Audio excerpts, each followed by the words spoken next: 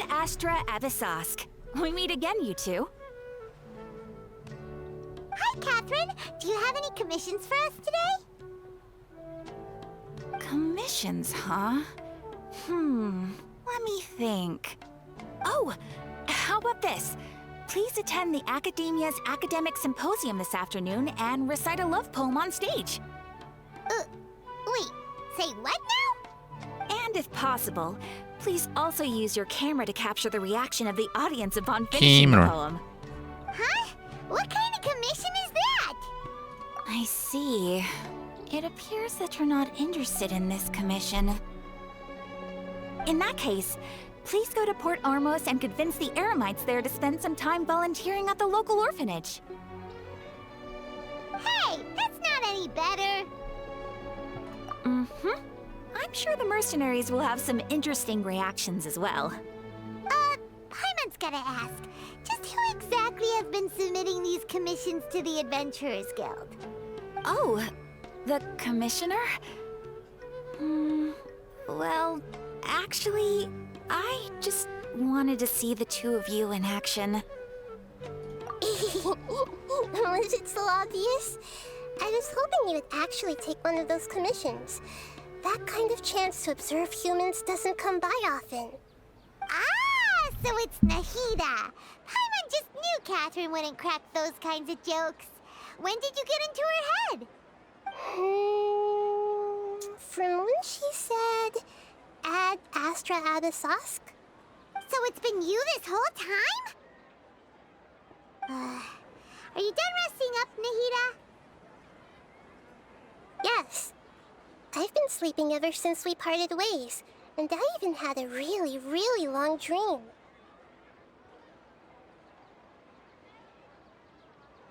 It was another dream about the Sub-Zerus Festival, except it was a happy one. In my dream, I was sitting in the middle of a flower terrace, and everyone in Sumeru City was holding hands as they danced in circles around me. They danced round and round, and everyone looked really happy. I also got to sit on a gigantic flower carriage. Ferris, the Knight of Flowers, raised me really, really high above the ground, and I was throwing an endless amount of Yalda candies at the children. You know, Nahida, maybe your dream is how the Sub-Zerus Festival really should be. It's meant to be a joyous time where everyone gets together to celebrate your birthday. Huh? Wasn't I describing a really happy dream? Why are you both looking at me like that? Wait, could this be an example of the emotion known as pity? No, we aren't pitying you. Soft pity, That would hard only pity. make everything worse. We just don't want you to feel too sad. By the way, have you had a chance to visit Dunya's Character Eye? banner. How's she doing? The Homianis haven't allowed any visitors after the festival, so we haven't been able to check on her. Yes, I paid her a visit right after I woke up. She was resting at the time. Her condition is stabilized. However, since Elazar is a manifestation of the withering on the human body, we can only cure it by finding a way to take care of Irminsul's own withering. But for the moment, our top focus should still be figuring out what the sages are up to and what they're planning. Right. Who knows what'll happen if they manage to pull off another scheme like the Samsara of the Sub-Zerus Festival? So our first priority should be investigating and putting a stop to the sages' activities. As for how we should pull that off, let's discuss it somewhere else. There are too many adventurers around here. Oh, good point. Sorry, adventurers. We're gonna be borrowing Catherine for a little while.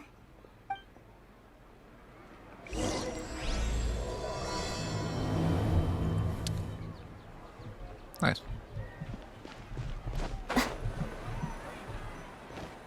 Let's continue our chat here. Okay, so do you have any ideas on how we can investigate the sages, Nahida? Actually, I've already done a little bit of work on that.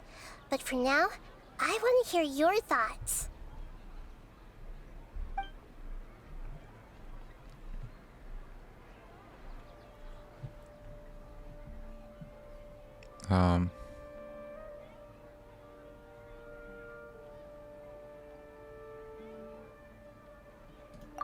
dark as of now. Since we still don't know anything about their goals, any rash move could tip them off and lead to terrible consequences. After all, every person in Sumeru City is one of their hostages.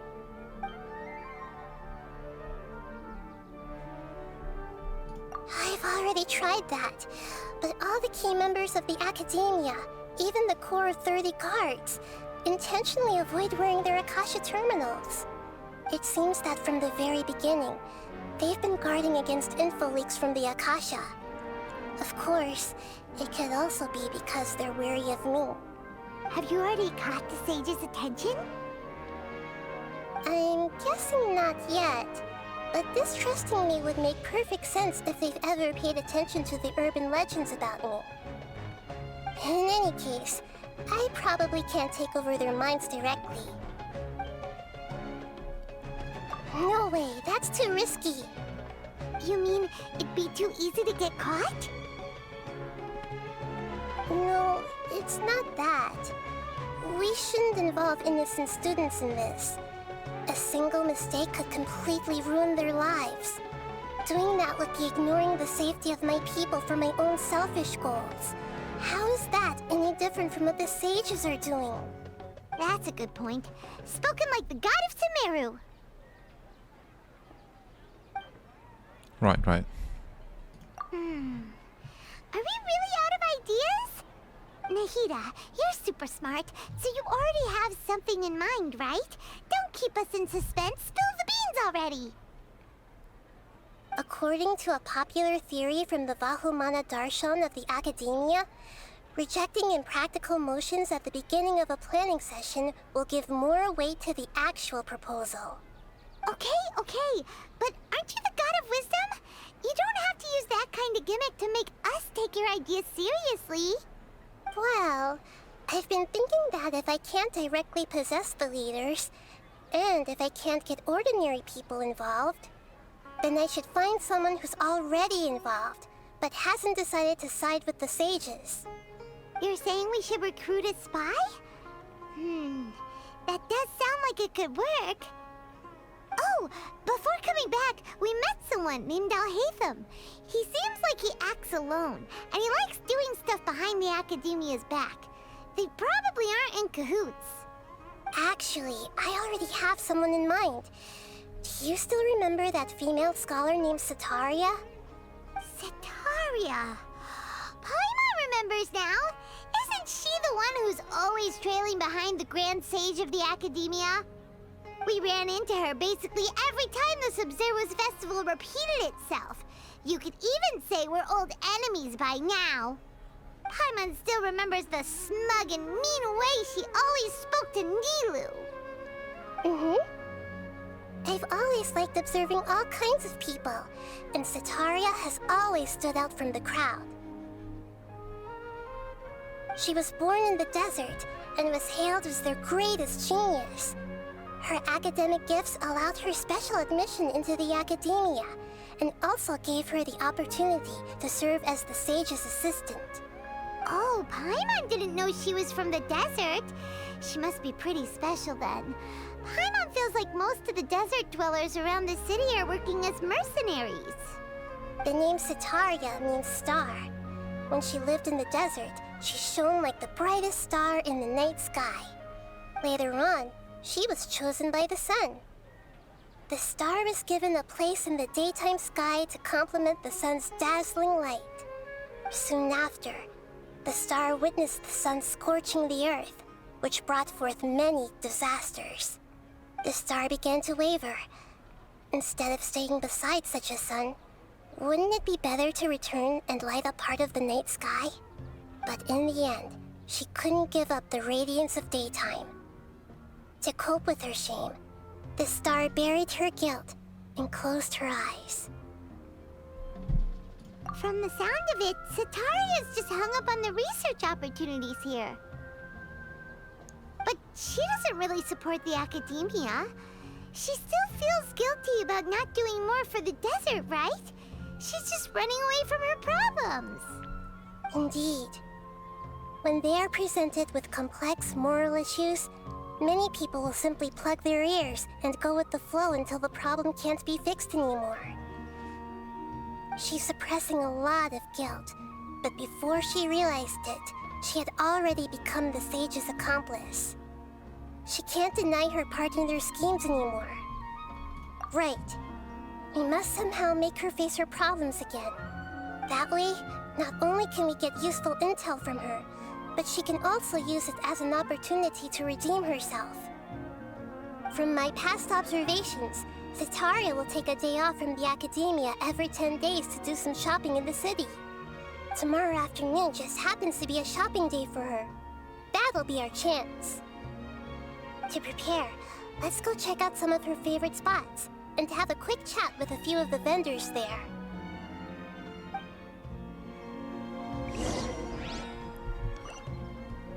Gather info.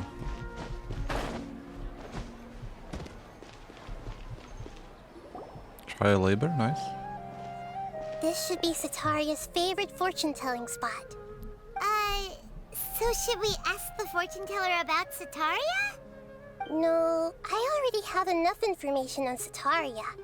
The most important thing now is for you to pay attention to the vendor's talking style and key characteristics.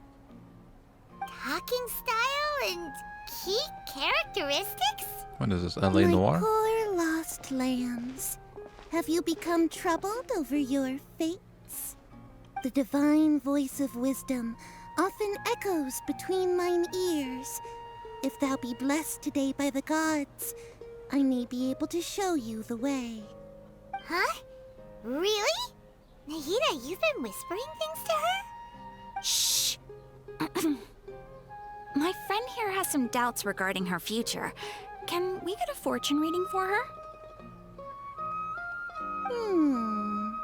Of course, of course. In that case...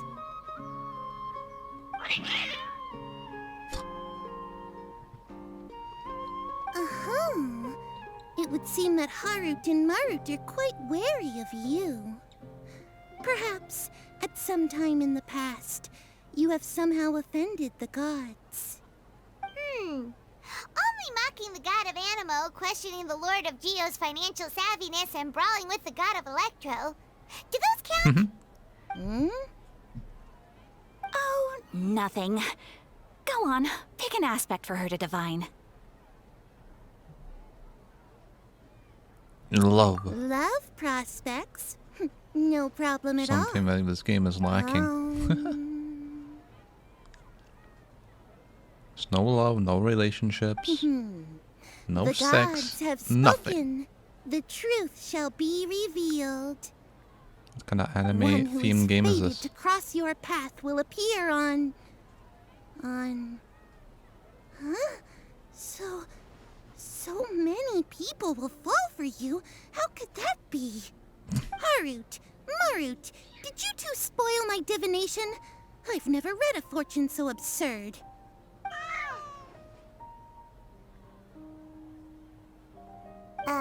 Actually, Paimon thinks this is probably the most accurate fortune telling you've ever done. I admit that the orientation of today's celestial matrix is, suboptimal. As such, there will be no charge. Is that so? Well, that can't be helped. If you were to bring some food offerings for Harut and Marut on your next visit, perhaps they could help you reverse the wheels of fate. What? Hey, you're animals.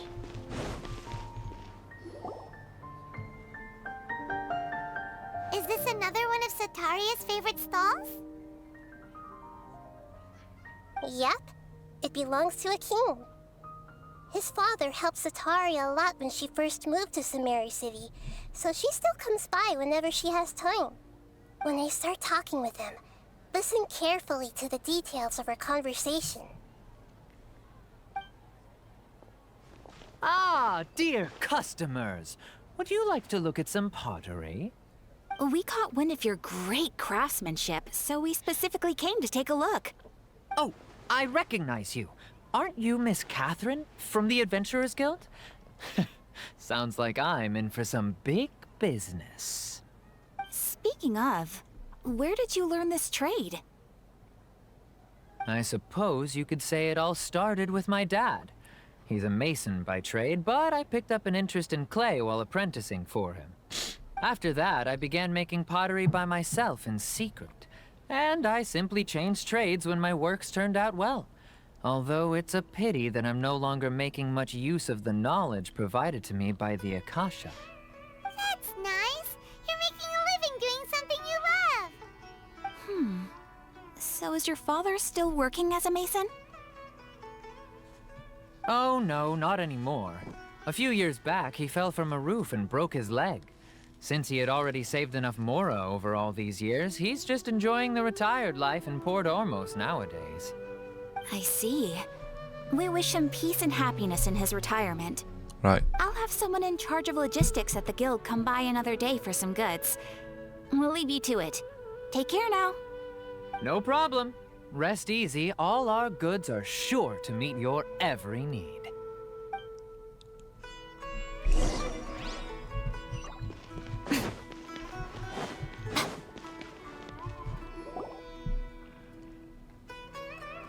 This should be our final stop. Sitaria's always thinking of this restaurant when she's working at the academia, so she always comes by whenever she's out in the city. Nahida, you've really thought of everything. It's my duty to protect Samaria's citizens, after all. Hi there. I feel like I've seen you down by the docks before. Huh? Sorry, I don't quite remember. If I recall, you were having a discussion with someone about shipbuilding at the time. Ah, that's right! I've always been really interested in feats of marine engineering. After all, I grew up in Liyue Harbor and spent my entire childhood staring at the ships going in and out of the port. I came to Sumeru to study, but failed to make it into the academia due to my lack of talent. But I'm still discussing all kinds of problems with different scholars, and I'm continuing to study and perform research from the restaurant's basement. I'm sure I'll get into the academia after their next round of exams. What an admirable spirit for learning. Amazing. Sure, but you'll find hardworking people wherever you go. So this restaurant has a basement as well? Huh. First I've heard of it. That's right. It's not usually open to patrons. Most of the time, employees use it for breaks or to hold private events. I see. Guess that makes sense. Well, good luck with your studies, Miss Chishan. Thank you so much. As long as I can make it into the academia as an official student, I'll be happy.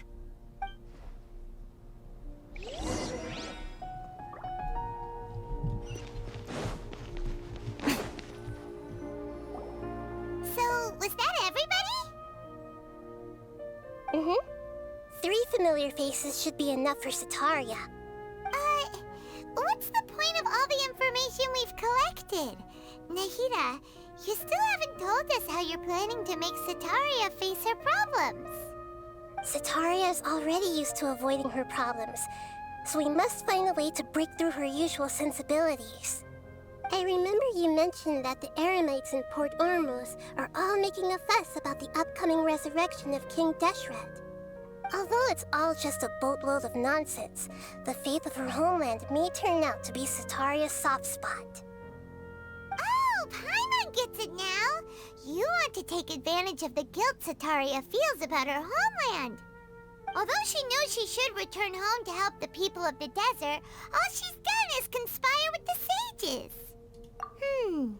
So how do we set that up? Well, King Deshret is long gone, and Sitaria is also too smart to fall for any simple tricks. If we simply engaged her under the guise of King Deshret's believers, she would definitely be weary of us, and we may not get anywhere. But if we were to borrow some of her close acquaintances to talk with her, her reaction would probably be very different. So, you mean you're going to possess those people we just talked to? Yep. Possess them through the Akasha. Imply they've already converted to the faith of King Deshret, and then convey our made-up will of King Deshret. As long as everything goes smoothly, we'll get through to Sataria for sure. She'll never guess that we had anything to do with it. Ah, so that's how you're going to use all the info we collected on these people. It's so that you won't slip up and break form. Possessing them will only work if you can manage to pass off as them. Exactly.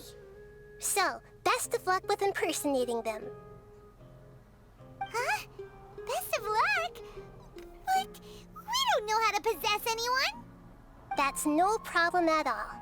I'll just share all their senses with you once I've possessed them. As long as you're also wearing an Akasha terminal, the effect will basically be as if you've possessed them yourself. Huh. That is pretty convenient. But why does she have to do this? Can't you do it yourself? Although I've been observing humans for a while, I've never been good at imitating them. You're not wrong. It's always been painfully obvious whenever you try to pass as Catherine. If it was at all possible, I would have preferred to leave these people alone. But seeing how things are now, I probably should just accept it and push on. Yeah, don't beat yourself up over it. We're only doing this to help everyone, and we'll only be borrowing them for a little while anyway. Alright, then let's give it a go tomorrow afternoon.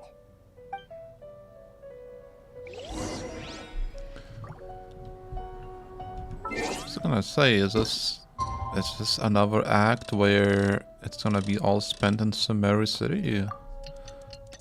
I mean, the first act you had to kind of, you know, at least get to here, you know, but Act 2 was completely in the city itself.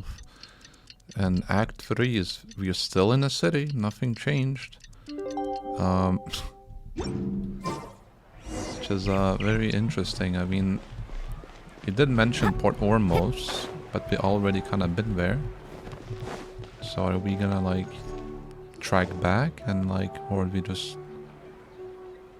because it's just all in the city. It's Archon Quests. Here she comes. Satari's here. Let's quietly Which is very follow her. odd. Once she starts talking to her acquaintances, we'll find a safe spot to begin possessing them. As for how we'll sway her to our side, I'll leave that to you. I trust you'll know what to say. Paimon's starting to feel kind of nervous. Okay, let's go. Looks like they've already started talking. Let's find a hiding spot and get started.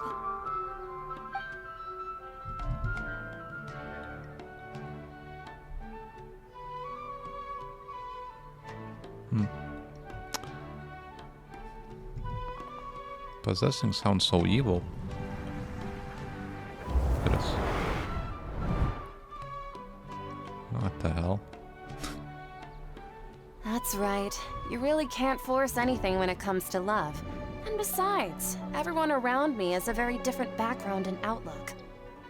Did you just not see her eyes go up like that? Are you still listening to me, Nabia? Oh, of course I'm listening. You were talking about troubles with your love life, right? I heard everything you said.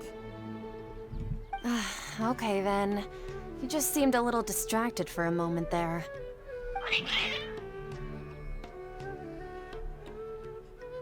Strange. Your cats seem pretty worked up. Is something wrong? I always thought they were quiet, happy kitties. Oh, what are their names again?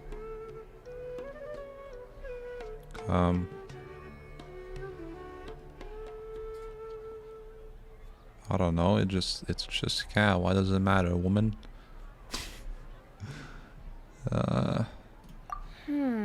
Are you sure? Those aren't ringing a bell for some reason.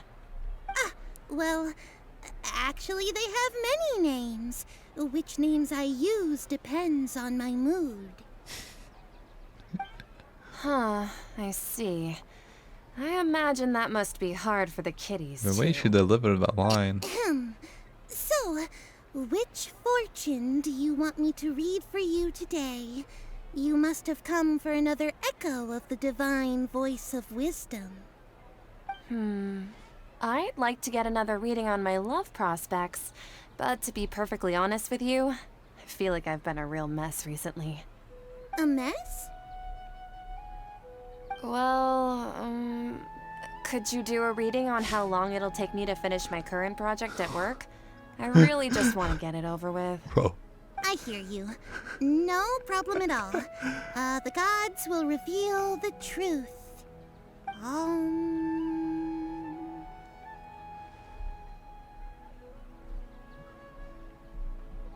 The gods are asking, Setaria, why haven't you gone home? Why haven't I gone home? Do the gods really know everything I've been thinking about? Setaria, why don't you just go home?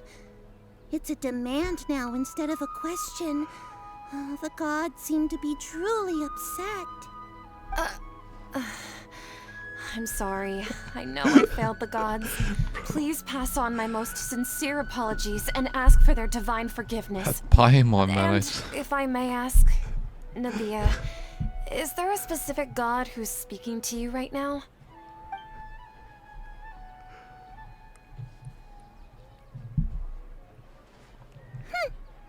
What an inconsiderate and naive question. The god who is speaking to me is, of course, the wisest and mightiest of all, King Deshret. King Deshret? No wonder he would make such demand of me. Wait a second. King Deshret passed away a long time ago. Even though news of King Deshret's resurrection has been spreading like wildfire, it's all just a misinformation campaign from the academia. How can King Deshret still exist in real life? What insolence! I am King Deshret's most loyal believer. Do you wish to refute his voice of wisdom? Oh, no. As a child of the desert, I am only reveling in his power upon learning that his divine glory has touched even this city. I will think very carefully about his demand of me. I'm sorry. I must go now. Wait!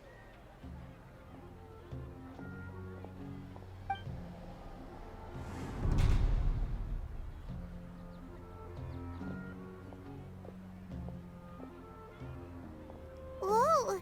She just ran off in a hurry. She looked pretty upset, too. Well done. Setaria didn't seem to suspect anything amiss.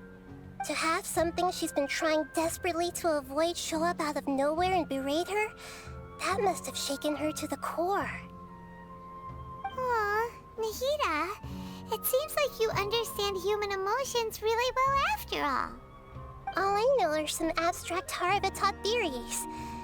And in any case, my time with you has shown a lot of them to be utterly useless. I'm still trying to make sense of everything. Anyway, enough of that. Let's hurry and catch up to Setaria.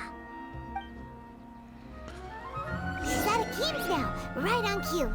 Let's get ready to possess him right away!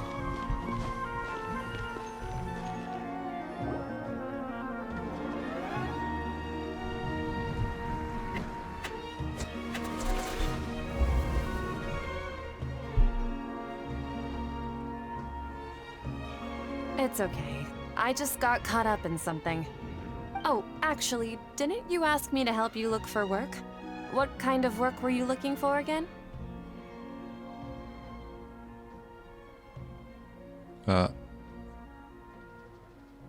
Oh, right. Your old man's craft. How could I forget? Speaking of, how's he doing? Is he feeling any better?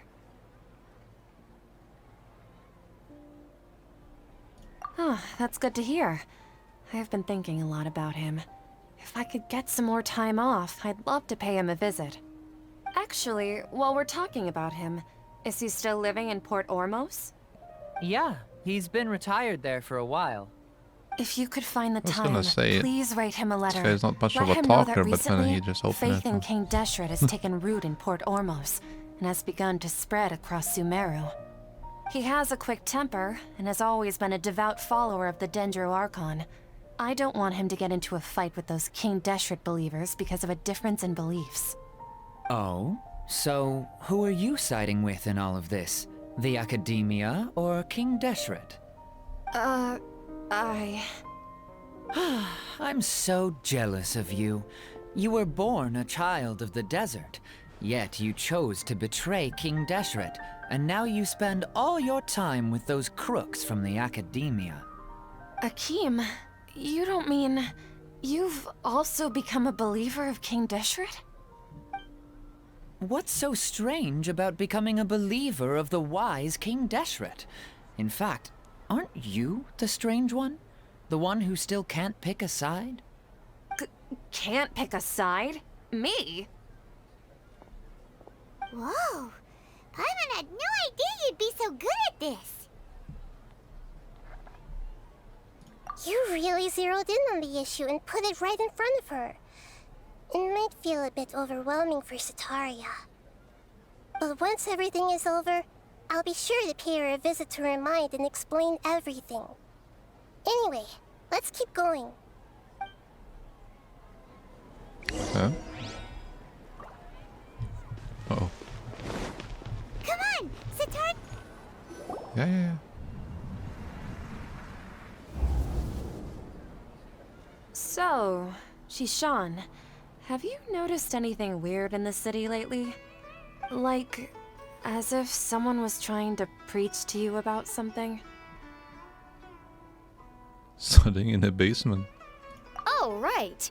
Speaking of strange things, I celebrated the Sub-Zerus festival so many times that I lost count.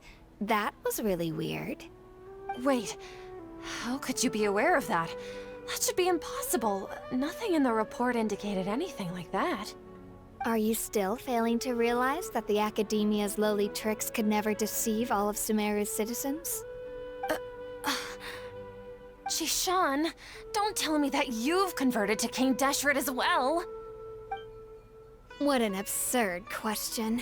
You make it sound like I should be ashamed for becoming a believer of King Deshret. In reality, shouldn't you be the one who is ashamed? You, who works side by side with the Academia and treated people as nothing more than experimental subjects? Please stop! Wait, I had the speaking. Even now, Setaria's still trying to run from her problems. She can no longer justify everything to herself. Hey, she's trying to talk to the guards! What should we do? This is the most important part of all. Quick, get ready. Mercenary, you're a member of the Corps of 30, correct? Please help me pass a message to the Matra right away. The situation in the city is getting out of control. Please, try to remain calm, miss. Tell me what's happening in the city. Heretics are infiltrating the city, and they've already converted many residents to their side. Heretics? What kind of heresy are you talking about? King Deshret! Many people I know have suddenly started believing in him, but he's long dead. It's impossible. Miss Setaria, nothing is impossible. Oh. You know my name? King Deshret is immortal, and all who defy him will one day pay the price. Oh. You must face the truth, Setaria. You tread a treacherous path, and the longer you ignore it, the tighter the Academia's grasp on you will become, and the deeper you will be ensnared. Child of King Deshret, never forget that the desert that belongs to you lies elsewhere. What's so strange about becoming a believer of the wise King Deshret? In fact, aren't you the strange one? The one who still can't pick a side? What an absurd question. You make it sound like I should be ashamed for becoming a believer of King Deshret.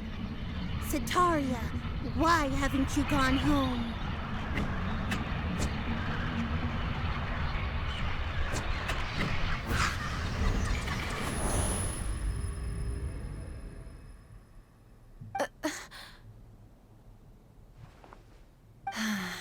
It seems that no matter where I run, I only keep finding more believers of King Deshret. I have to say, this is a familiar feeling. I've also been running from my guilt this whole time. Guilt over my part in the Sage's plans. and from ignoring the letters from the children of my homeland. But no matter how much I may try to ignore or get rid of it, my guilt always comes back. You won't necessarily lose your research opportunities by facing the truth. Besides, did you really want to conduct your research while carrying such heavy feelings of guilt? How do you know me so well? Are you truly just a believer of King Deshret? Or are you the god himself? That's not important.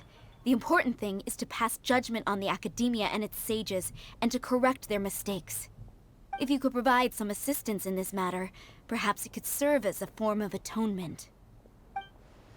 I've actually never believed in the gods, but I've always believed in serendipity. Your appearance must be a fated opportunity for me to get out of this wretched situation. Please tell me, what can I do for you? How much do you know about the sage's current activities? I was just one of the designers for the masked dream harvest scheme, which is what happened around the Sub-Zeru's festival. But I know very little about the full scope of the overall project. I'd assume that only staff with the highest clearance would have access to those confidential documents. I've just been working to meet the Grand Sage's specified requirements. However, there's something that's been really bothering me. I heard that a scholar who was previously expelled has returned to the city, and even the sages are still quite wary of him. To fight against the academia, we will need to figure out the nature and the purpose of their work. Is there a way for us to get access to the confidential documents you mentioned? It should be possible if we're willing to take some risks. After all, I'm an assistant to the Grand Sage, and I've been working on many tasks outside of the project. One thing, though, I won't be able to transfer the documents to you through the Akasha once I get my hands on them. The sages have always closely monitored all activities within the Akasha. Let me see... let's use the most primitive method. Send someone to pick up the documents tomorrow evening at the Academia entrance. The Academia entrance? Wouldn't that be too conspicuous? Don't worry about that. I assure you, this won't be a trap. I'm only suggesting this location because it'll draw more scrutiny for me to leave the Academia again. It'll be safest for me to distract the guards long enough to hand you the documents. All right, I trust you. So, if I were to successfully complete this task, would it mean I've atoned for my wrongdoings? That'll depend on the judgment of the Dendro Archon. The Dendro Archon. That's right. Her people are the ones we have endangered. As the God of Wisdom, she's also the one responsible for judging and guiding the scholars. Maybe it's time for me to find a god to believe in. Just as Nahida predicted, we've managed to bring Sataria to our side! The Traveler's execution was ingenious. She's the one who deserves all the praise. Well, now that we've made plans to meet again tomorrow evening, all we can do is pray for Sataria's mission to go off without a hitch. Pray? But if we're going to pray to the gods, aren't we just praying to you? God of Wisdom and Guardian of the Scholars? No. The truth is the true Guardian of Scholars. I've always believed that. Anyway, let's meet again tomorrow evening at the Adventurers Guild. Oh my goodness. Catherine, we're here! Oh, you are the other Catherine, right? That's right. I suppose I'm the other Catherine in your mind. Shh! We're on a secret mission tonight, so we need to protect Catherine's identity. Right. Yep. Paimon's right. We cannot fully rule out the chance that the meetup tonight is just a trap. If something were to happen, my existence may be the only trump card we'll be able to play. After all, the Academia should still be unable to confirm the existence of my consciousness in the outside world. Yep, exactly. Just what Paimon was thinking. Anyway, enough about that. Let's just make sure to be on our guard. Off? What do you feel is off? It's the middle of the night. Of course it's quiet. You're not getting paranoid, are you? No, I think she's right. It really is a lot quieter than usual. If you look around, there seems to be fewer people on the streets. I'm not sure if this is the case for the entire city, though. Huh.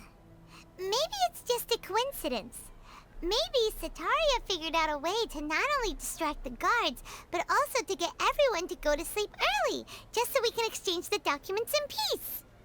I also can't quite figure out why things feel a little off.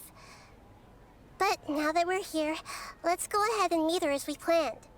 Well, regardless, as long as you're here with us, Paimon feels a little safer. Right. Go to the academia. I think we can TP there, right? Ah. Huh. There really aren't many people out right now. Let's hope it'll be this quiet in front of the academia, and that Setaria managed to distract all the guards. Need to complete a quest to teleport? What kind of shit is this? This is new. I unlocked a teleport. I should be able to teleport to it. Where is my right, game? Mihoyo, what the hell? Oh my goodness. Maybe it's a side... Oh. I was gonna say maybe it's a side quest or something.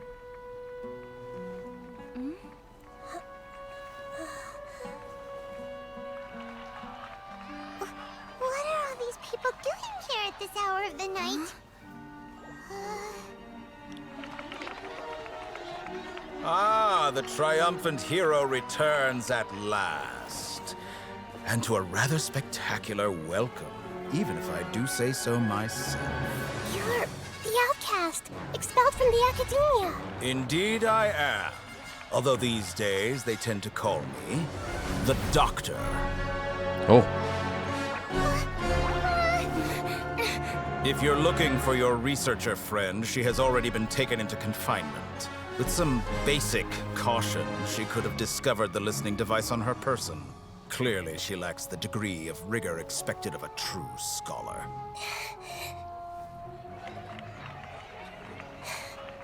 The people of Sumeru City. What have you done to them? I simply made some minor adjustments to their Akasha terminals. Now they can deposit information directly into the subconscious.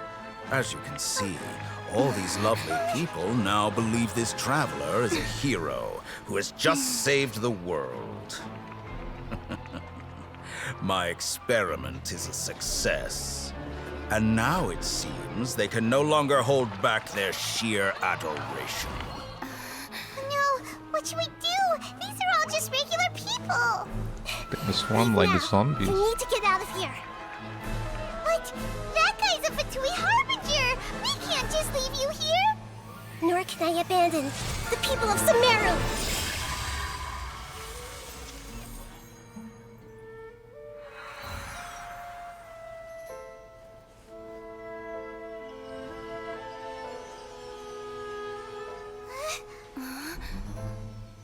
Don't worry. We'll meet again outside of the city.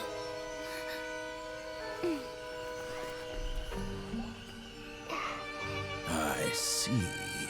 You appear to have overridden their mental faculties with your own consciousness. To possess such a powerful mind, you must be the god of wisdom. She is indeed.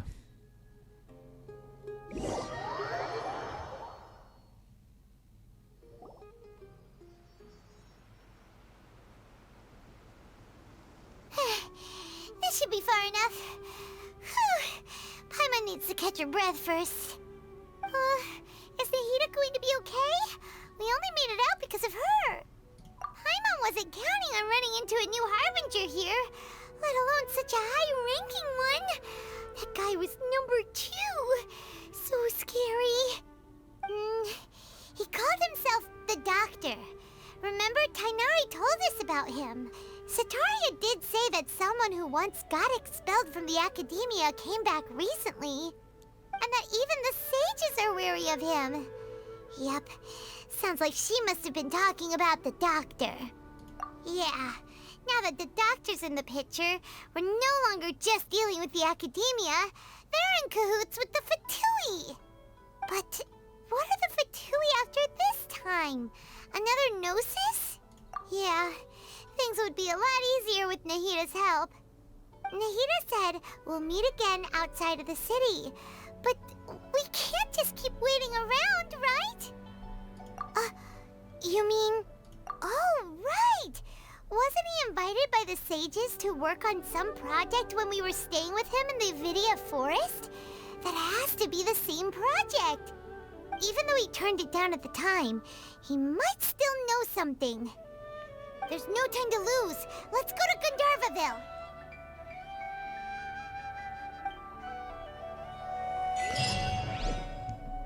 Oh my goodness, we're actually leaving Sumeru City.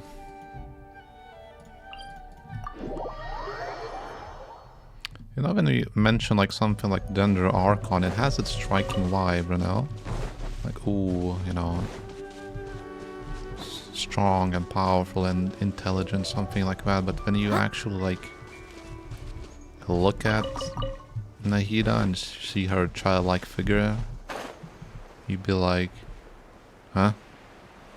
That's the god of wisdom? Okay. Let's stop playing games here, you know? It's like... makes me wonder if it's which is now... Well, actually, I don't know.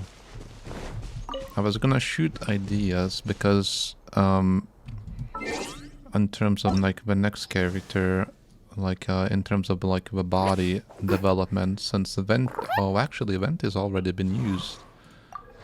Yeah, Event has been used, which means it's gonna be... Fontaine could be a goddess of, you know, it's probably gonna be... I think it's gonna be Hydro. It's gonna be size, like, for example, like Hutao, Yoimiya, something like this, for example, you know? Because it's been, like, going on this loop. But it's gonna probably head that way.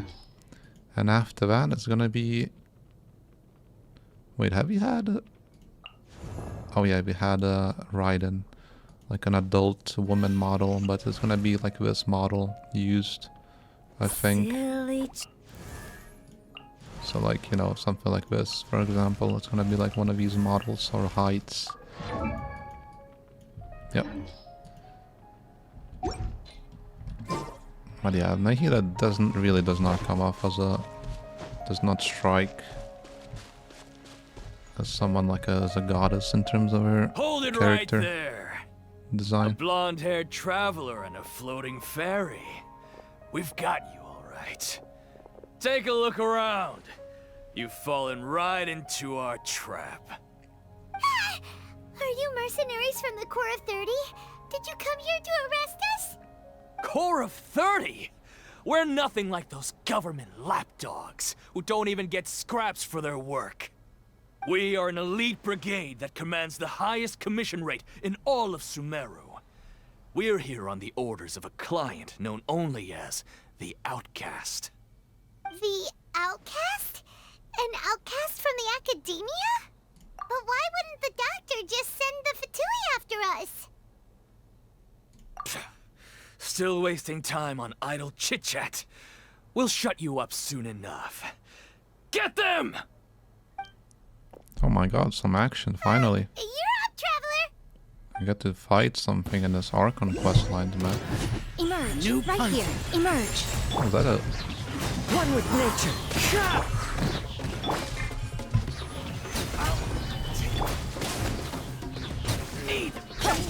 Clouds high. The birds come.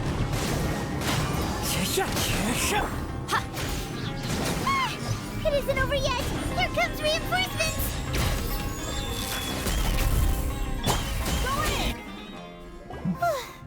That was pretty rough. Is that what elite mercenaries are like?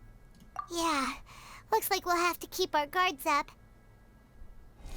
But this doctor guy seems like a pretty tough opponent. He knew exactly where to set up an ambush. Did he predict that we would try to find Kainari? Going up against smart people is tough. Anyway, let's keep going. If I got to switch out to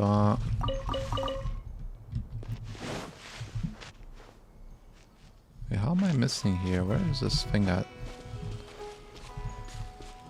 Is it under?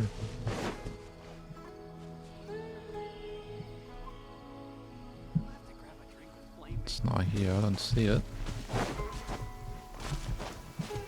It's If probably this rain keeps up, my fur will be dripping wet. Oh, there's a chest here. A fateful offering. Here it is, I found it.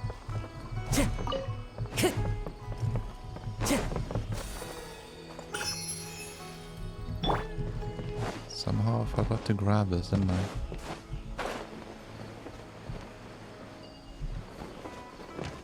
Oh well.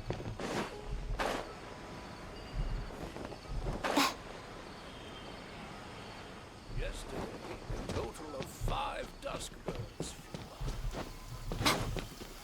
Oh, it's Golly. Oh, it's the Traveler and Paimon. What are you two doing back here? Kale, it's nice to see you again. Are you doing all right? To be honest, I'm not doing too well. My Elazar has been progressing at a faster rate lately. I'm finding it harder to complete more intricate tasks. As a result, Master Tighnari is taking me off the patrol schedule. He will only allow me to stay here and coordinate other people's tasks. Oh, Kale. Speaking of Tighnari, did he go off on patrol? We're here to talk to him. Oh, Master Tighnari? You just left the Avidia Forest a little while ago. He was headed to Party's DI. He left? What? Isn't Tighnari always saying that he never wants to leave the Avidia Forest? He even turned down the Sage's invitation. I thought it was weird too. Master Tighnari always prioritizes his work as a forest watcher above everything. He almost never leaves his post. He left in a hurry this time, though. No, I only found out that he left through a message he left behind. He also made sure to delegate all his tasks using a schedule. To leave in such a hurry? I'd guess he had something urgent to take care of. Master Tighnari originally studied in the Amorta Darshan of the Academia, and Partis DI is something like the Amorta's research base. Many rare shrubs and grasses have been planted there for research. I know that before he became a forest watcher, Master Tighnari once spent a long time conducting research at Partis DI. A research base, huh? Gotta wonder what kind of research Tighnari just decided to work on all of a sudden. Oh, we don't have a lot of time, so let's go look for him at Party's DI. Don't worry, I'm fine. I'm used to living with Elazar by now. If you run into Master Tighnari, please send him my regards. Got it. Will do. See you later, Kale.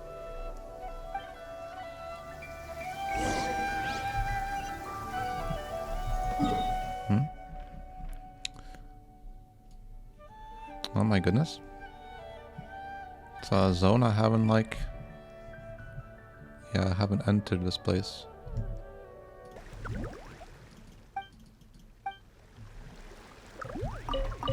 Alright, well. Found him. I think I might see some puzzles here. Yeah, there's some...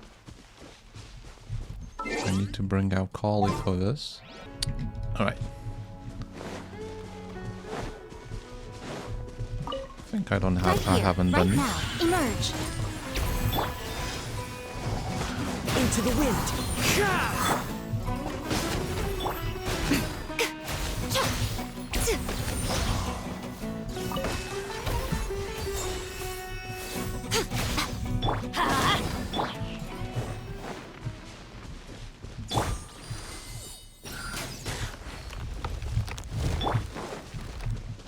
Right, let's light it! One with nature. Okay.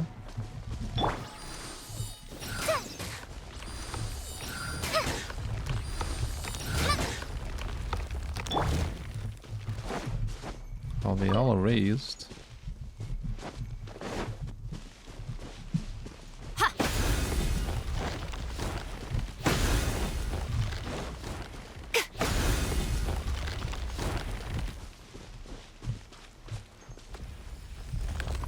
Okay, well, never mind, I guess.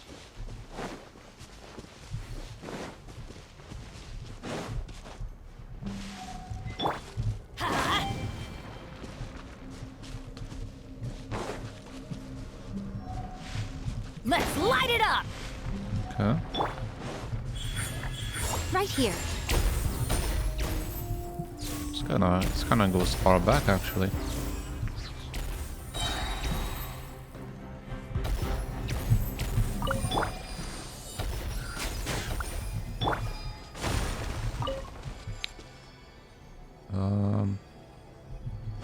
Oh, this needs to move.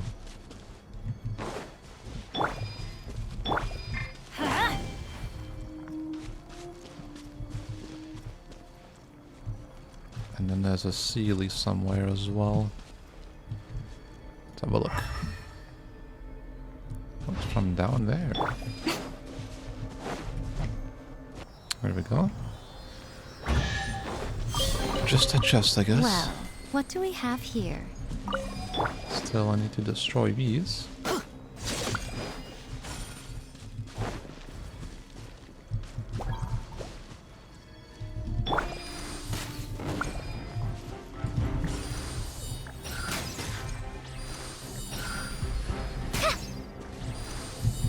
I run out, I think.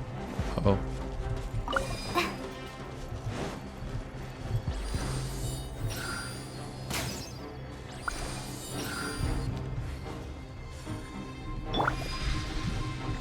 Should do it, but how do I activate that thing?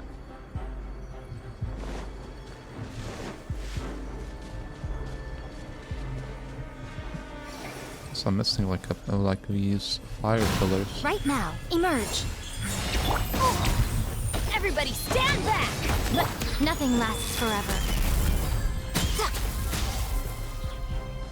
Okay.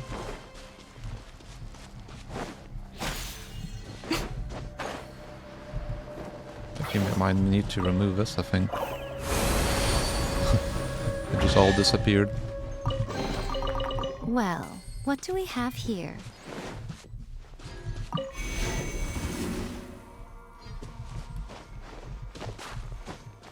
There we go.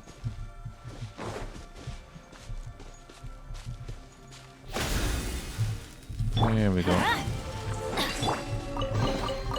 Well, what do we have here?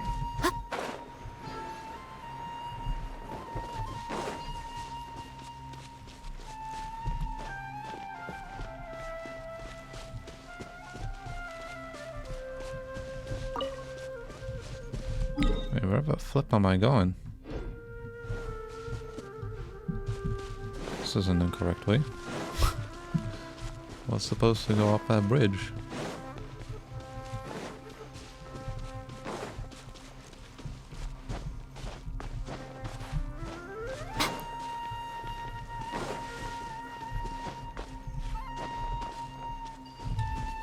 Anything up there?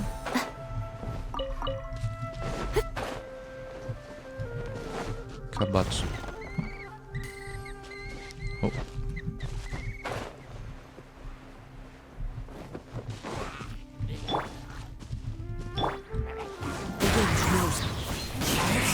Show them. Right here. Emerge.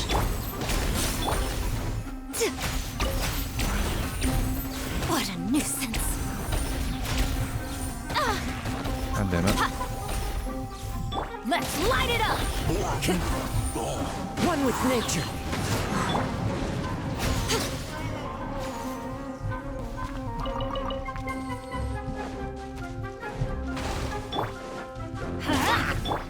The wind knows me. Well, what do we have here?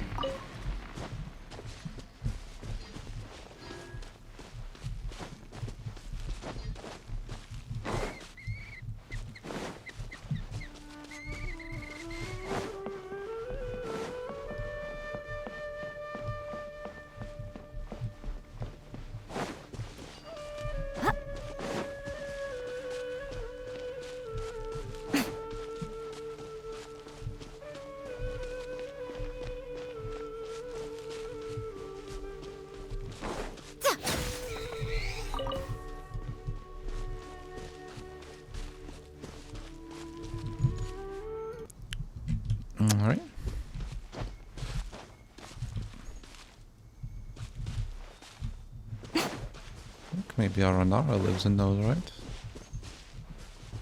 Don't see anything though. Oh, it's one of those towers as well.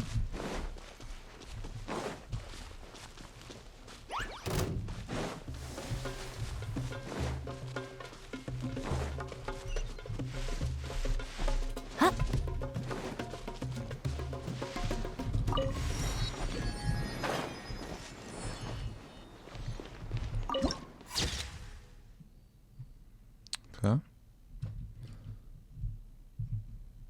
Looks pretty, I guess.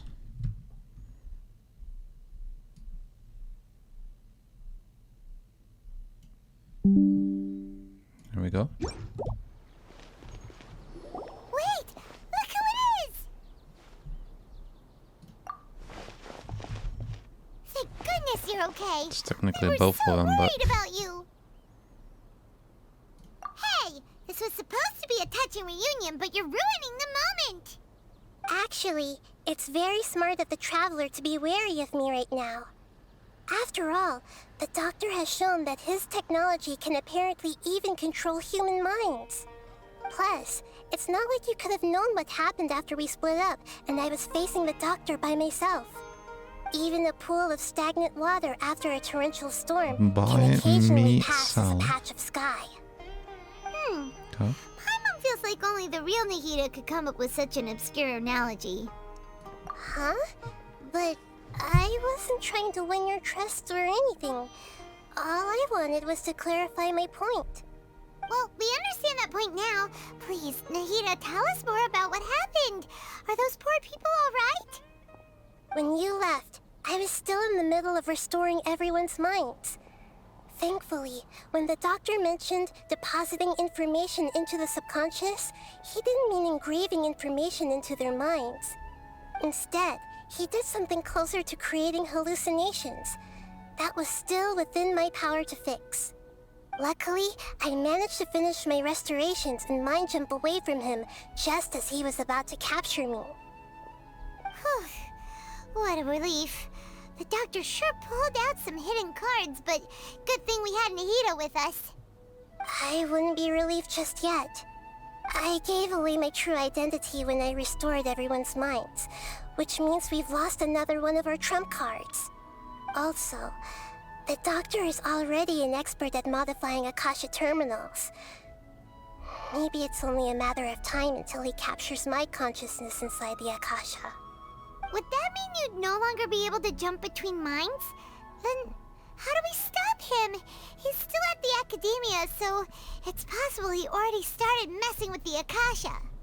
Ugh, it feels like he's toying with us. What a nasty piece of work. Plus, the Doctor's combat ability alone is apparently enough to make him worthy of being number 2 of the Fatui. We shouldn't give up hope just yet. Let's try to find another way to attack this problem. Actually, Nahida, how did you know we were trying to get to Party's DI? Have you been waiting for us? Yes, I have. I can see the Traveler's elemental energy, so I deduced your destination by looking at the direction you were moving in. You didn't come here for sightseeing, right? Did you find any leads? We're looking for a scholar we know. His name is Tainari, and the sages once tried to reach out to him. Why don't you come inside with us and see what we can find? Okay, let's just hope we won't get him into trouble. Okay. No trouble. Let's have a look at this place, huh?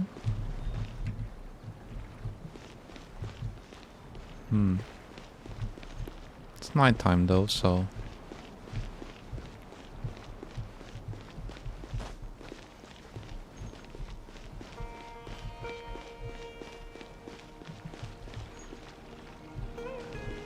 Oh.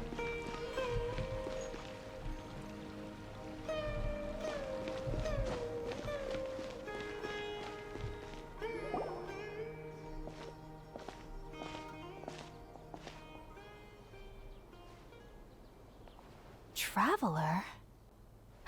It is you! Ah, it's Hypatia! Ah, what a pleasant surprise! It's so nice to see the two of you again. Who's this? She's a scholar we met in the Avidia Forest.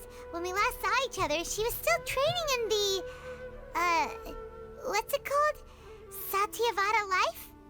Oh, I see. That's right, we're old friends.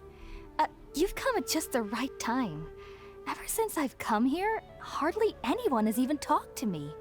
Hypatia, you're way too excited about this. Actually, for you to leave the Avidia Forest means... you're not in training anymore? Wait, no.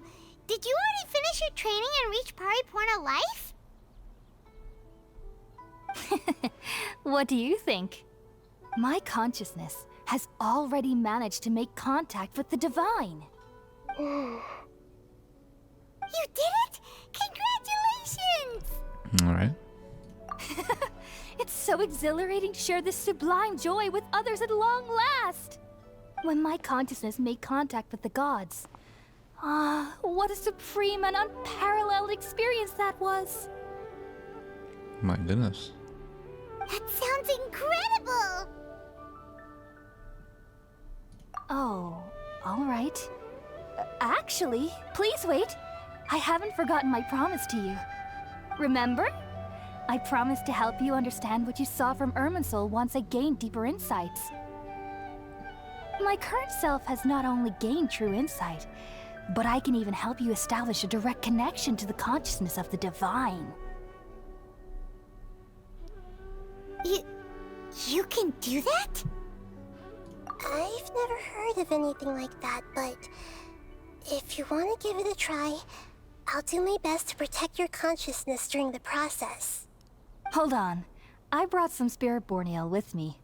This is still a crucial part of the ceremony. We're using that incense again? All right now. Hold my hand.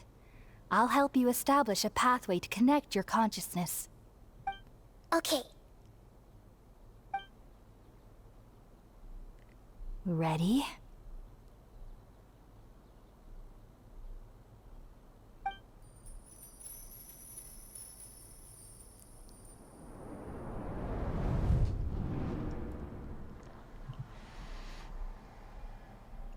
It took 3 betrayals for me to finally understand. The world is just an elaborate tapestry of lies.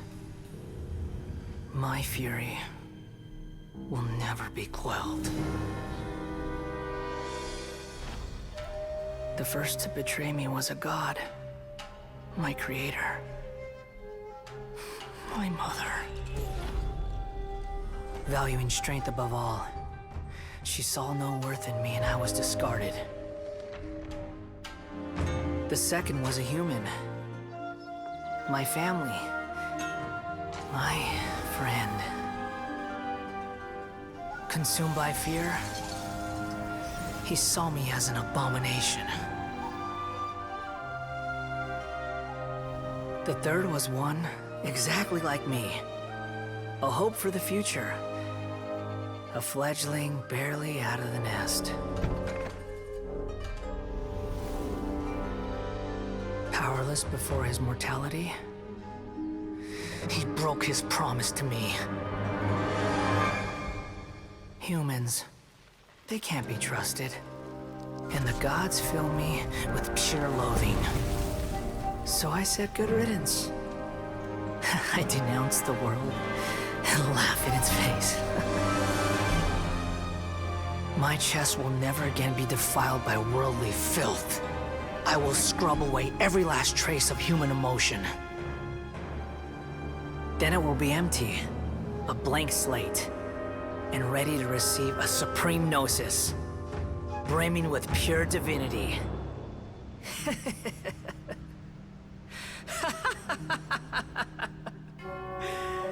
There is no need to fear. The pain will be brief. Your era is coming to an end. Alright.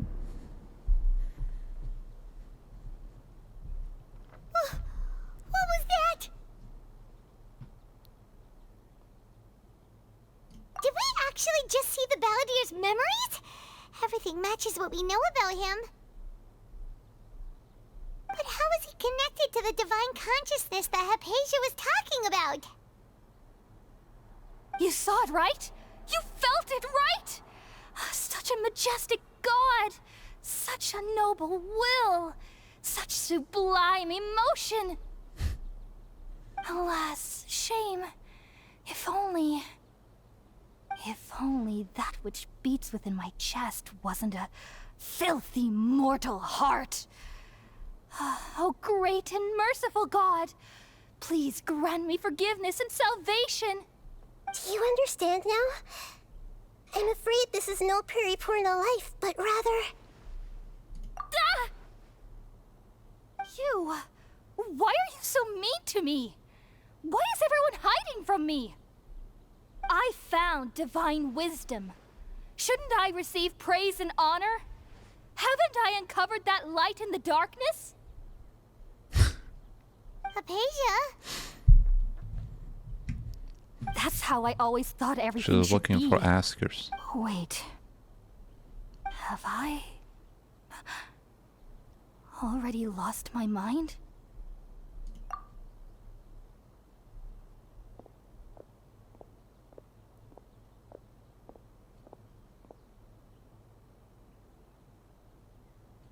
Wait, something isn't right.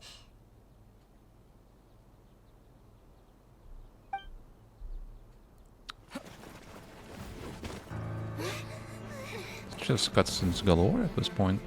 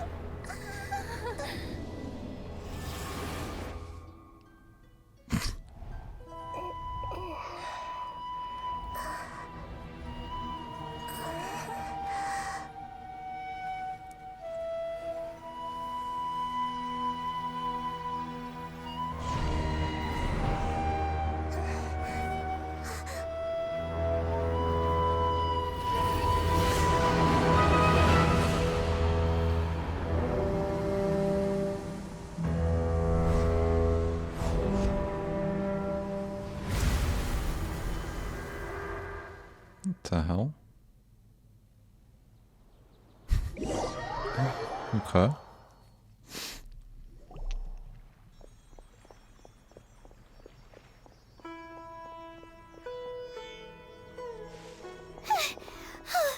Okay, we finally lost him. Are you okay, Nahida? Wait, no. Something feels different. You're back! Oh, the Traveler's back? Nahida was controlling your body for a while. It seemed like she jumped over to you as an emergency measure right before the Catherine puppet was destroyed. After that, Kainari heard the commotion and came over. He helped us defeat the mercenaries and then he ran with us all the way here. What? You swapped places? You mean your consciousness also went into Nahida's body? Wait, then where is Nahida's consciousness? Where is she now? I never imagined that an individual's consciousness could be transferred around like this. Had I not seen it with my own eyes, I would have never believed it. I don't think this can be achieved with current human technology. Also, while we were running, the consciousness in your body told me to pass on a message. She said, "The doctor has found a way to trap my consciousness, so I can't journey with you anymore. But even in a moonless night, a shower of starlight can still drown out illusions and lies." Oh no! Nahida's trapped in the sanctuary of Surathana for good this time. Was that message all she left for us? It's pretty vague. Oh, that makes sense. Since the doctor captured her, she won't be able to say anything without him knowing. She's being extra careful. Even in a moonless night, a shower of starlight can still drown out illusions and lies. Huh. Paimon knows the moon, illusions, and lies are from the alchemical divination at the Sub-Zero's festival. Didn't Nahida use a starlight analogy before? It had something to do with Sataria. Oh, that makes a lot of sense. Huh. Do you think Nahida was telling us to go find help in the desert? But she isn't with us anymore. Think we'll be okay? Paimon, you said Sanctuary of Surasthana, correct? Does this mean that this Nahida you're talking about, the consciousness who was occupying the traveler's body, is the Dendro Archon? Your guess is correct, but the situation's a bit complicated, so it's really hard for us to explain right now. That's all right. A scholar's curiosity doesn't need to be appeased right away. As for the complicated nature of the situation, safe to say I have witnessed that for myself. I've spent some time with you, and it looks like the Dendro Archon's also on your side. So, I trust you. Thank you, Tainari. Oh, actually, we came here to ask you a question. What do you know about the project that the sages have been working on? That. While I was indeed invited to join that project, the sages were always secretive about its scope and goals, so I eventually declined. All I know is that the project has something to do with the restoration of Irminsul. Huh? Did you see something when you were in Nahida's body? What? Do you have any evidence?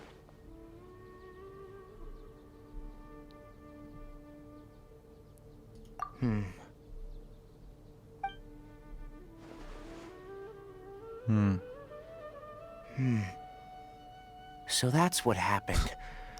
That explains why Hypatia's symptoms were different from those of the other scholars who went mad. It's because she made contact with the consciousness of a new god who is still in the process of being born. Tainari, did you leave the Avidia Forest because of Hypatia? I did. I noticed Hypatia's mental anomalies, but since her symptoms were rather atypical, I secretly took her to Pardis Di and began searching for a way to return her to her normal self. If I didn't take action, Hypatia would have already been taken by the Matra to the desert, doomed to a life of exile at Aru Village.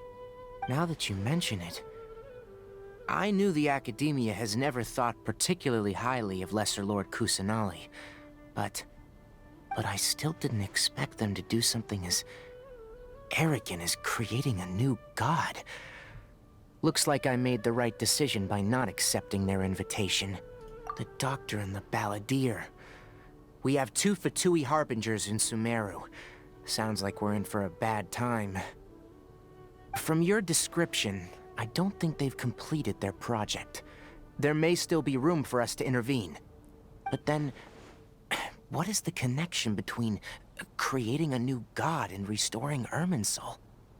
Yeah, it feels like we're still nowhere close to figuring out the sage's goals. Right, we've pretty much gone over everything we need to know, so we should head out. How about you, Tainari? What are you going to do? I'll stay here for now. I still want to try a few more things to help Hypatia. If you're planning to go into the desert, start by heading for Caravan Ribat. That'll be your fastest route. Come find me here if there's anything else I can do to help. May the spirit of wisdom go with you. Thanks, Tainari. Hopefully Hypatia will feel better soon. We're off then. The desert. Huh.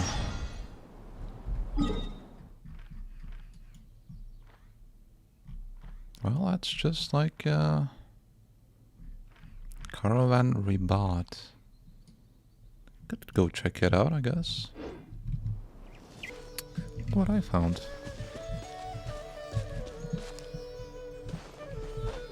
It's going up though.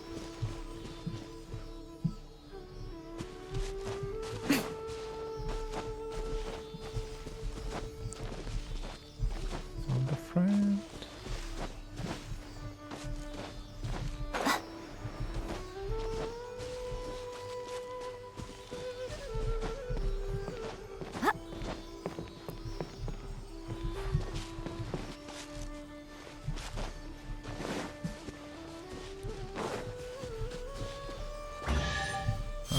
Is that... Don't tell me that's everything. What the heck is this? Is this an ambush? Is it a challenge in the Bivering Zone? Oh god.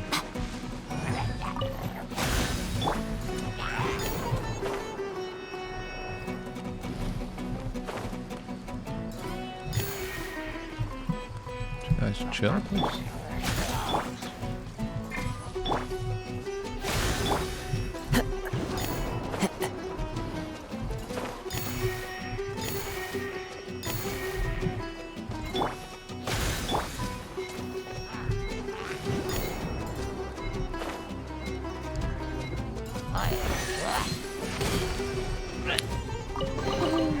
Brings a smile to my face.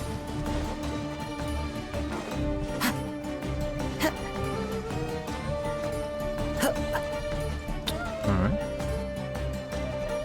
Still after me.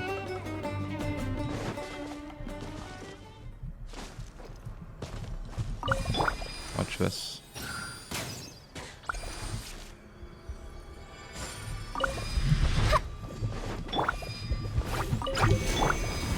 Nice try. The wind knows me. I'm going in! Right now, right here. Emerge. What am I doing? As one with Does wind like and no cloud. damage in them at all. Wind. 0 DPS.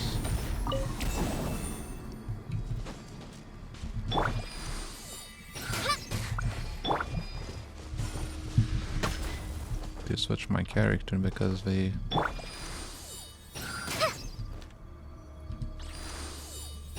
can miss.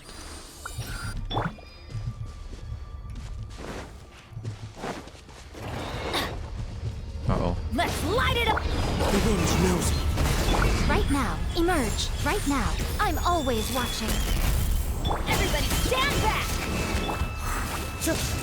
Into the wind. Show them.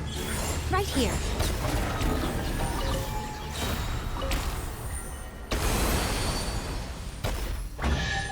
Alright. Go on. Open it up. Show me what's inside. It's supposed to be as part of my Sumer exploring episode, you know, when I explore side quests and whatnot, and just in general, you know, explore. Oh, I didn't even see this one.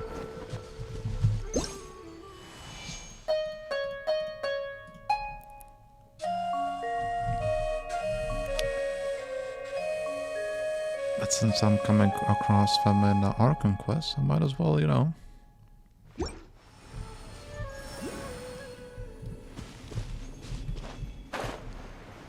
Do them as well.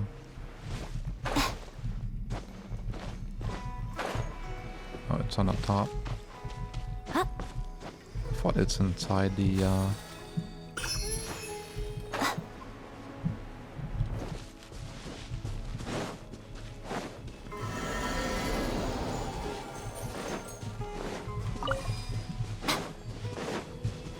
the unbreakable thing and then draw.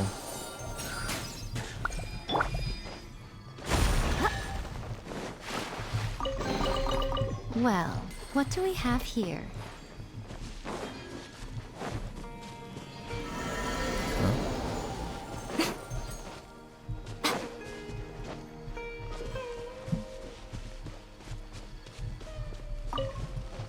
You know, also just doing them just the kills.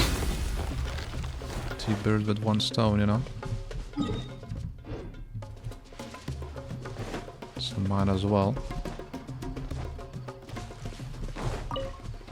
Emerge. I mean, I know I'm not gonna explore everything 100%, that's for sure. The wind knows me. Off we go! Like a lamb to the Right slaughter. here. We can Emerge. try. Right here. One with nature. Well, What do we have here? There's another wyvern, dude. The hell?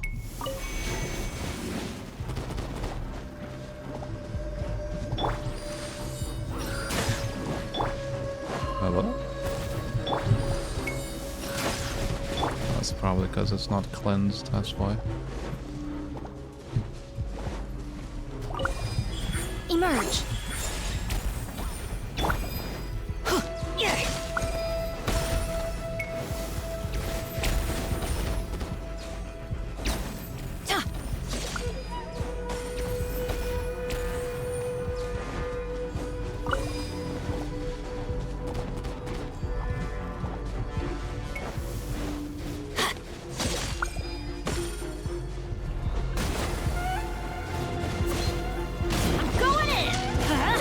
Fallen leaves, adorn my night! The wind knows me.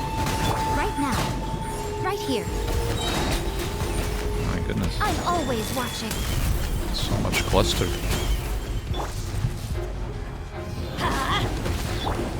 Into the wind. Teamwork is dreamwork! Let's... Come on out. Emerge. Right now.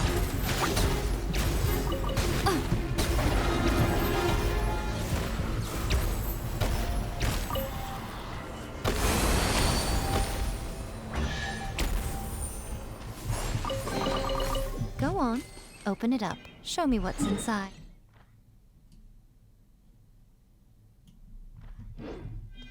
Okay. So that should be opened up now.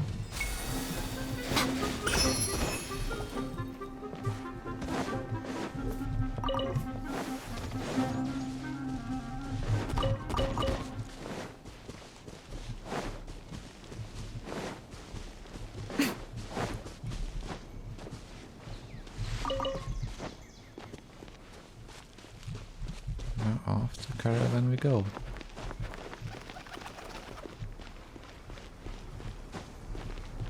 Did mention a desert, so I think we should be getting close now.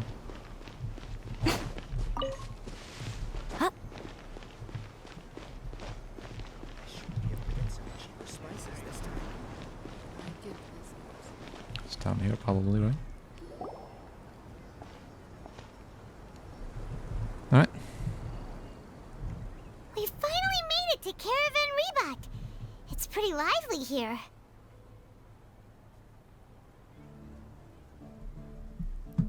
So, just past this wall is the desert, huh?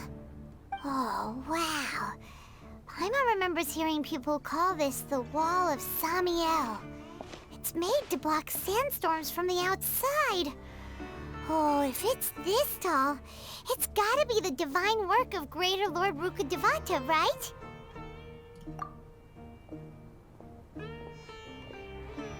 Enough gawking.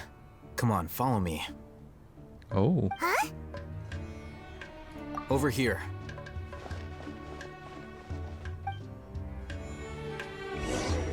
Oh, Hatham went that way! Let's hurry up and follow him. Wonder what he's up to.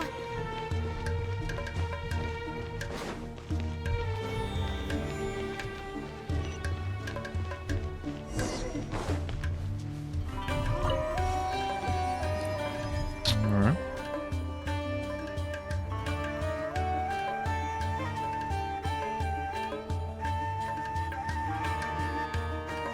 What the? Where did she go? Yeah, look at those footprints that we leave. It looks so good. How did we lose them? They were just here a second ago. Oh, they're looking for us. More Aramite mercenaries? Who are they working for this time? Anyway, Traveler, it seems like we were being followed again. You were too careless. You should have noticed those hopeless amateurs trailing you a long time ago. There's no need to thank me. I've never cared to keep track of personal favors. All I did was correct a mistake I happened to come across. It's a habit I developed at the Academia. You really gave Paimon a scare, Al-Hatham. We never thought we'd run into you here. Last time we met at Port Ormos, didn't you say you were going back to the Academia? Wait, don't tell Paimon that you're here to take us back on their orders. Oh, so you've already landed yourselves on the Academia's hit list. I can't say that I didn't expect it. However, had I wished to turn you over to the Academia, don't you think you'd already be the Eremites' honored guests by now? Oh, right. You do have a point. I have no interest in running errands for that project. As a scholar, I've always belonged to the camp that promotes researcher autonomy. And these days, you're more fascinating than anything the sages can offer. Not quite. To tell you the truth, I'm still investigating the Divine Knowledge Capsule. Unfortunately, I've run into some difficulties. Everyone says the capsule originated in the desert and was eventually moved to Port Ormos. If I am to get to the bottom of this, I must understand how the capsule first came to be. Which brings me back to you, and why you're so interesting.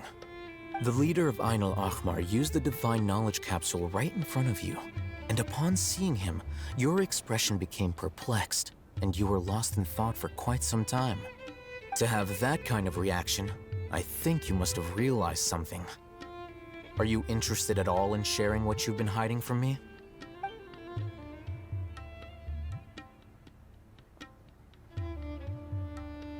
Alhaitham, you really have a ridiculous eye for detail. What kind of person even notices or remembers stuff like that? So that's your answer. Well, I do work for the Academia after all. So considering that, it is indeed wise to keep your cards close to your chest. But that does prove you do have some undisclosed information about the Divine Knowledge Capsule. Am I right? No matter. Rather than simply learning the answers from you, I'd still prefer to investigate on my own. Speaking of, you two are also headed to the desert? That's right! We have the same plan as you! But we don't really have any concrete goals at the moment. Then I'd suggest starting with Aru Village. It's the largest settlement in the desert, so it'll probably have more resources and intel than anywhere else. Well, would you like to head there together? It's always better to travel with someone you know. Let's go! Alright.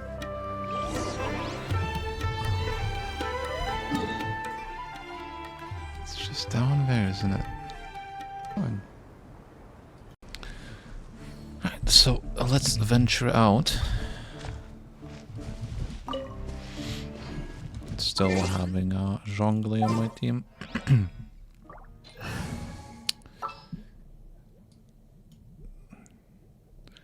Well, I feel like Zhongli is probably like super eternal as well, but you know, it is what it is.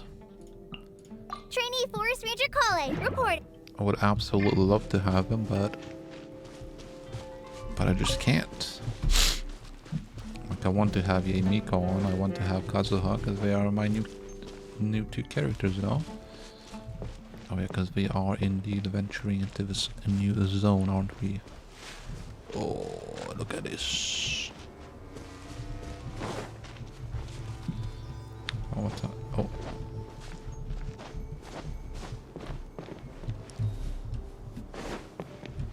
It's freaking crystal ores, man. No, don't run. Right here. I'll also try to explore as much as I can. One with nature.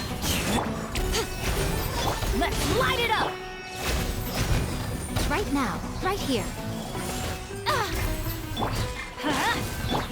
Into the wind.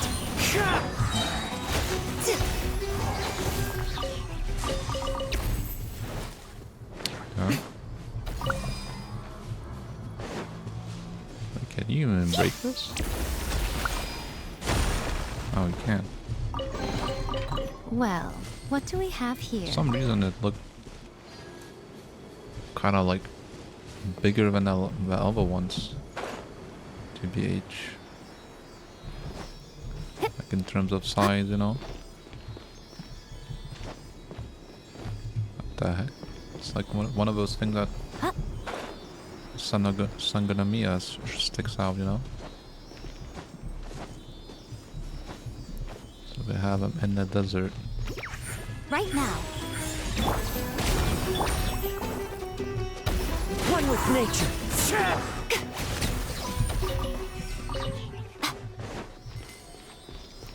Keep going, buddy. There's a shrine there as well. Don't tell me that's everything. Emerge, right here, right now.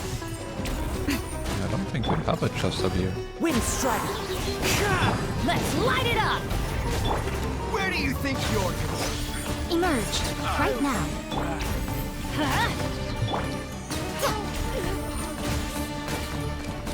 I'll be back.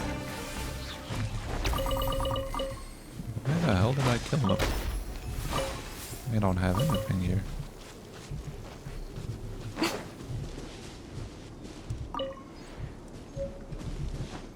Got a page. Okay. A freaking page, yo.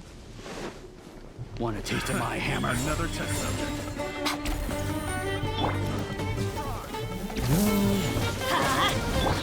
Into the wind. Right here, emerge. Right here. The hunter becomes the hunted. Don't tell me that's everything. This freaking fungi hiding in a tree pine, dude. Oh, what is that? Right That's now, Scorpion? Right here. Let's light it up!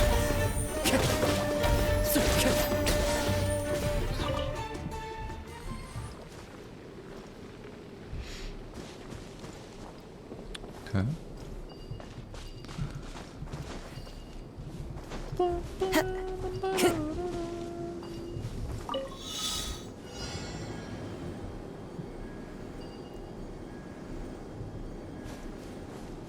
Looks to go down, huh?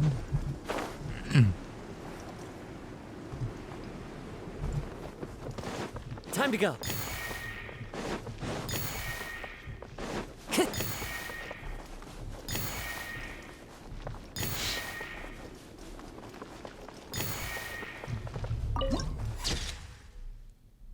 Oh, damn. Get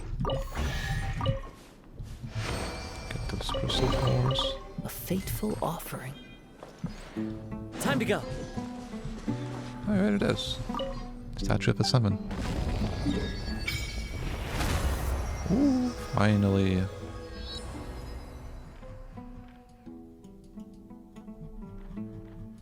Well, we'll get there eventually, I mean.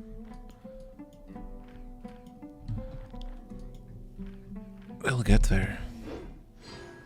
Can I worship it?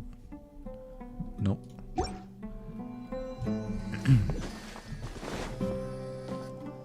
Before us lies Aru Village, the safe haven of the desert folk. How to play? Whoa, this landscape is really something else. What a cool place! Let's go check it out!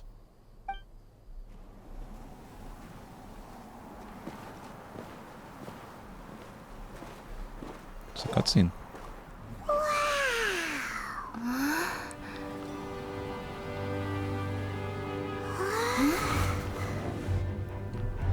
Oh.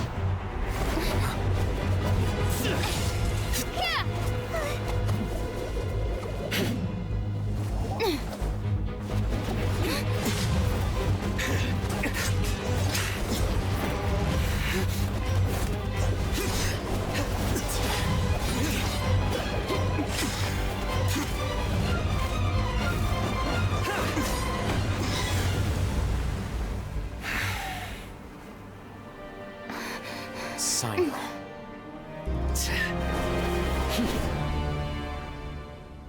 Unless my memory fails me, we have barely spoken 2 words to each other before now at the Academia. Would you care to enlighten me as to when and how I invited the General Mahamatra's wrath? Oh, Hatham. Do not think you can escape my judgment, just because you managed to escape my attack. Judgment?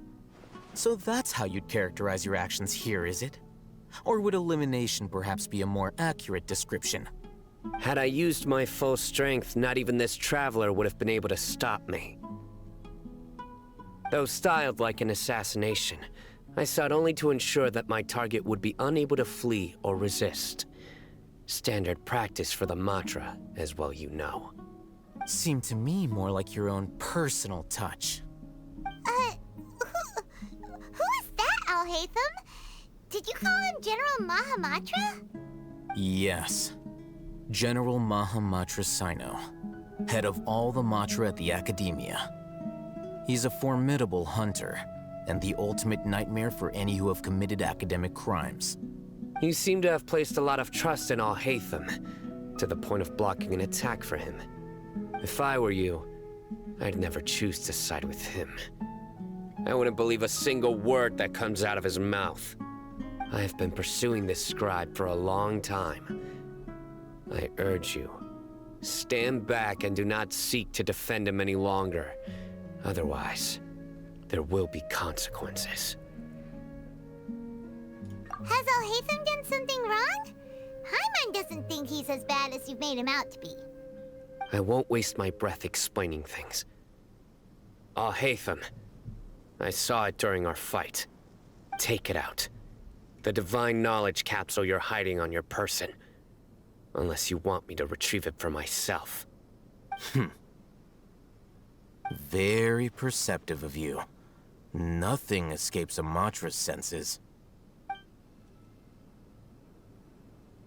Wait, the divine knowledge capsule? Didn't it fall into the Matra's hands in Port Ormos?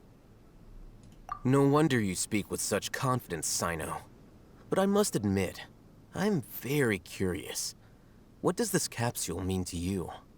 And why, as General Mahamatra of the Academia, are you all alone in the desert? As far as I'm aware, the other Matra have been speculating about your disappearance. Have you been given a mission that's, let's say, morally dubious? If I was the real target of your mission, what was stopping you from simply using your authority and resources to judge me within the walls of the Academia? I should have known you'd be difficult to deal with. You two? Ugh! What you would do, Traveler? Paimon feels like we can't trust either of them. Ahem. Well, look at you two, acting all tough and self-righteous over there. Wait, Dia?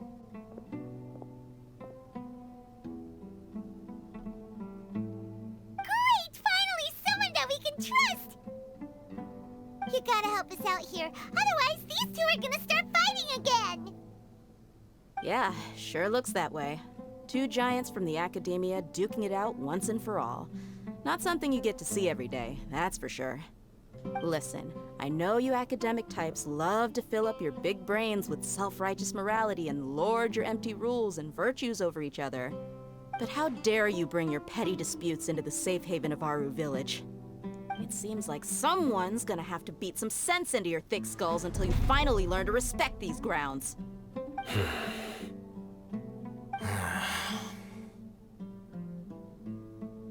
I don't like we even. It's not like we acknowledging her presence. We're not even looking at her, dude.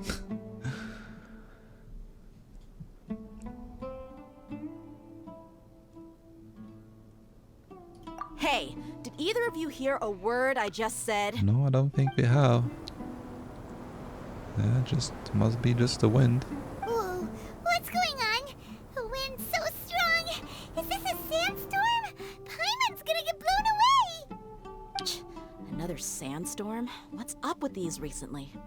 Hey! All of you, over here, quickly! We have to take cover! Someone's calling for us! Oh, this wind is too strong! Let's get over there! That sounded like Candace.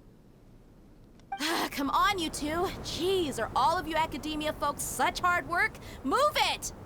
All right, stop yelling.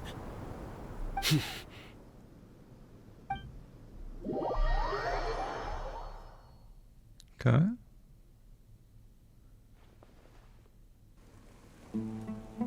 Yes.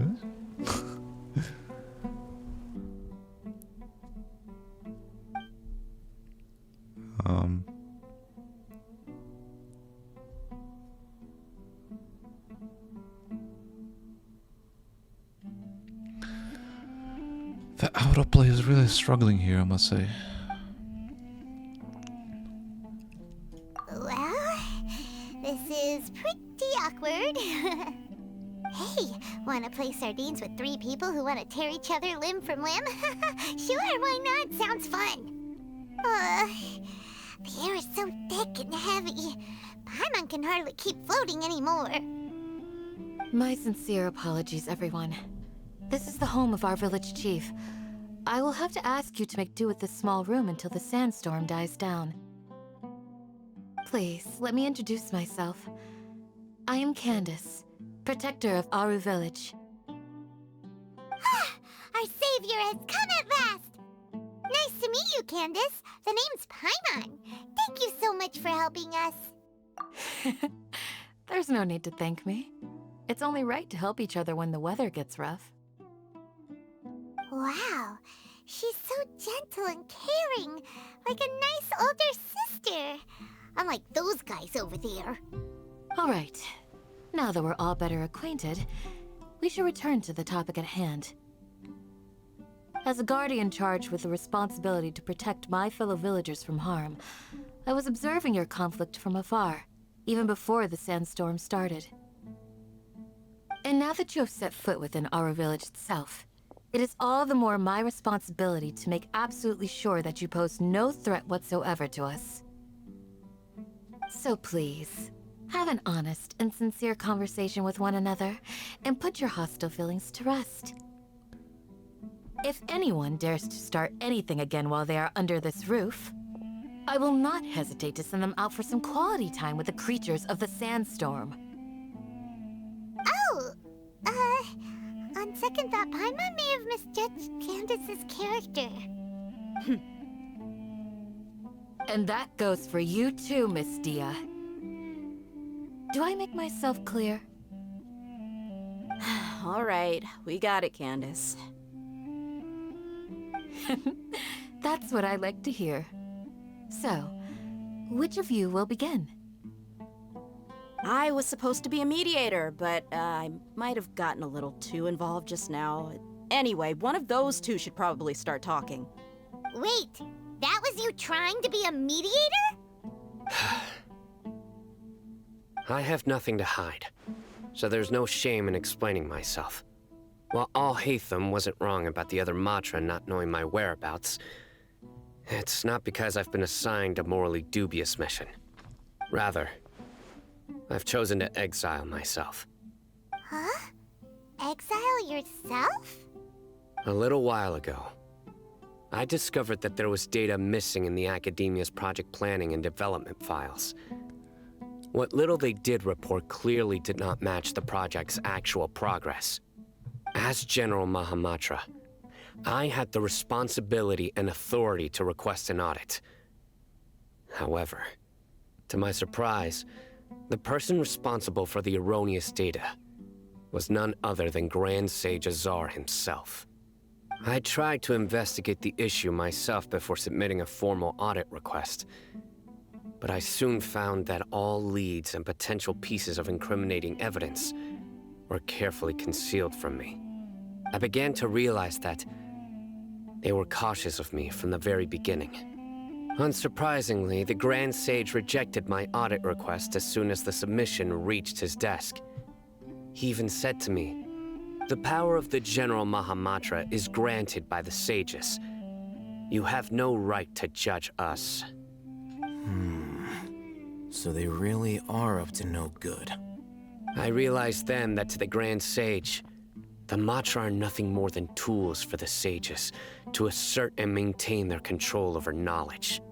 The vows that we took, the principles that we strive to uphold, they are meaningless to the academia of today. I believed it would be wise to flee the academia before the sages had a chance to take action against me. This way, they can no longer see nor predict my actions. I will never give up on this investigation. There's no need for someone else to give me power or authority. Once I find the truth, I will administer judgment by my own name. Cyno seems to have the same goal as us. We're all investigating the sages. Plus, now that he's no longer the General Mahamatra, he somehow feels a lot less scary. Well, Sino, if that's your story, then why did you see Alhaitham as a target? When I was investigating the matter in the academia, I overheard a conversation between Alhaitham and a sage. The sages asked you to investigate a blonde-haired traveler. Do you dispute this, Alhaitham? What? Like many parts of the project, this assignment was undocumented. Now throw in your suspicious behavior with the Divine Knowledge Capsule, and I think we deserve an explanation. Yes. I was indeed tasked with investigating the Traveler. Alhaitham! After all, the promised reward was so great that hardly any scholar could have refused. The sage told me, once you've completed this assignment, I can give you a glimpse of divine knowledge. A most enticing offer. Unfortunately, those academics don't know me at all. Their words contained one key piece of information, namely that divine knowledge indeed exists. That gave me all I needed to know. From my perspective, the sages are far from trustworthy. Think about it. Isn't it a little strange they're so willing to share divine knowledge with anyone, even as a reward? So, I began my own investigation following the lead of the Divine Knowledge Capsule. In the end, I realized my wisdom in committing to this rather than collaborating with the sages. Had I been less guarded, I probably would have ended up like that Ain al-Ahmar mercenary, incapable of remaining sane for long enough to hold a conversation. You mean that the sages originally planned to dispose of you, using one of those capsules that drive people insane? I'd already given up on the assignment by then. I only told the Academia I was waiting in Port Ormos for you to appear so they wouldn't suspect anything. So it came as quite a surprise when I encountered my erstwhile target while investigating the Divine Knowledge Capsule. Criminals do love to talk about coincidences. Even though I ran into the Traveler by chance, I had no intention of providing assistance to the Academia. Also, you should remember, you were the ones who decided to follow me and strike up a conversation after I left that tavern. That's true. Alhaitham helped us out at Caravan Rebat as well. Maybe he's telling the truth. I'm willing to apologize, if that's worth anything to you. I took the Divine Knowledge Capsule behind your back because I judged its existence to be a significant risk. I felt that it would be best for no one to interact with it before it had been properly studied. After all, curiosity often proves to be the most dangerous thing in this land. You should be well aware, Scribe Alhaitham, that curiosity can also lead you to danger and suspicion. Answer me this. Did the sages share any information about their project with you? Have I not made myself clear? You and I are both distrusted by the Academia. Do you really think they would tell me anything? Fine. Although you haven't completely proven your innocence, I won't regard you as an enemy, for now. As you wish. Good. I'm glad to see you two clearing up your misunderstandings. And now you, Dia. I believe it's your turn. Oh, sorry. Whatever the boys were talking about must have been so boring that I spaced out. My situation is pretty straightforward. My employer, Dunyarzad of the Homayani family, is friends with the Traveler and is currently recovering from her illness at home. I had nothing going on, so I decided to return to Aru village for a visit. I was actually looking forward to a pretty exciting time getting back together with everyone here. But then I saw these two random guys in the middle of a pointless argument. It ticked me off, and things went downhill from there. Is that all? Well, I will admit that definitely sounds like your style. In that case, welcome back, Dia. That's more like it. I missed you all so much, Candace.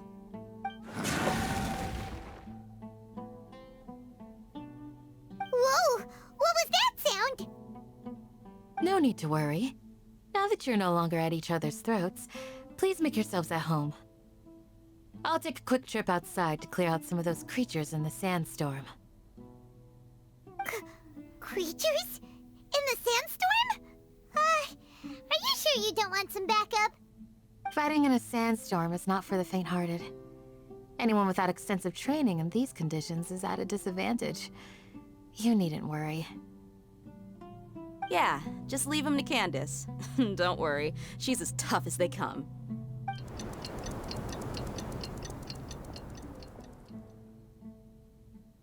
The winds died down.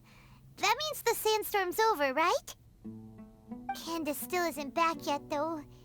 Is she alright? Maybe we should go out and check on her.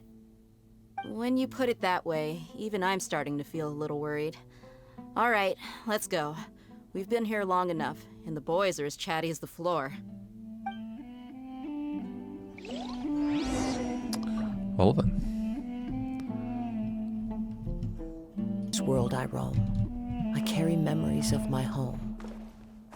This blade, it is the last link I have to the land of my birth. Okay. Okay. Oh my goodness. Oh my goodness, all of these quests started popping up. What the hell? Not like this. I'm gonna flip out my ad. It's probably like on top, isn't it? On a wait.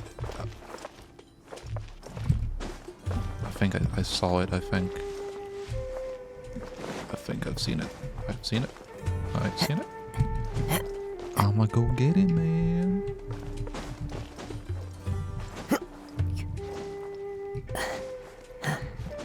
Yeah, I knew it. I saw like a glimpse of it. Just barely. There's also Sealy there. I feel like visibility is gonna be much better here as well. So side quests is gonna be left full. I think there's more major one quest line apparently with that guy as well. I've noticed. Uh-oh, there's enemies here. Now it's like clear actually, isn't it? So. Oh, Candace, you're still fighting? You've been out here dealing with these creatures the entire time? Yes. They just keep coming in waves. I've lost count of how many I've defeated.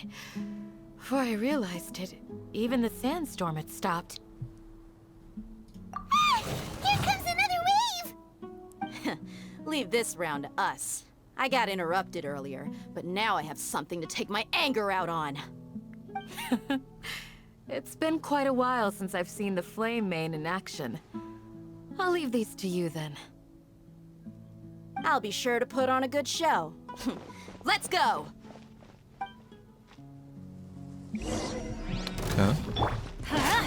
Right now, right here. Guess we just came back. It's the same enemy. Everybody stand back! What a nuisance. I'm always watching. Here comes another wave! When are they ever gonna let up? I don't know. Right here.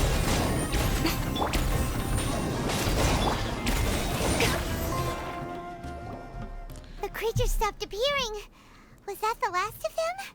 Let's look at that Dea's crotch. What we fought just now was probably the aftermath of the sandstorm. So we should be safe for the time being. Well fought, everyone. No injuries, I hope. Huh? Who are you? Ah, my apologies. I haven't had a chance to greet you yet. I had my hands full taking care of the village's elderly and children. Right. I am the chief of Aru village. Everyone usually calls me Uncle Anpu.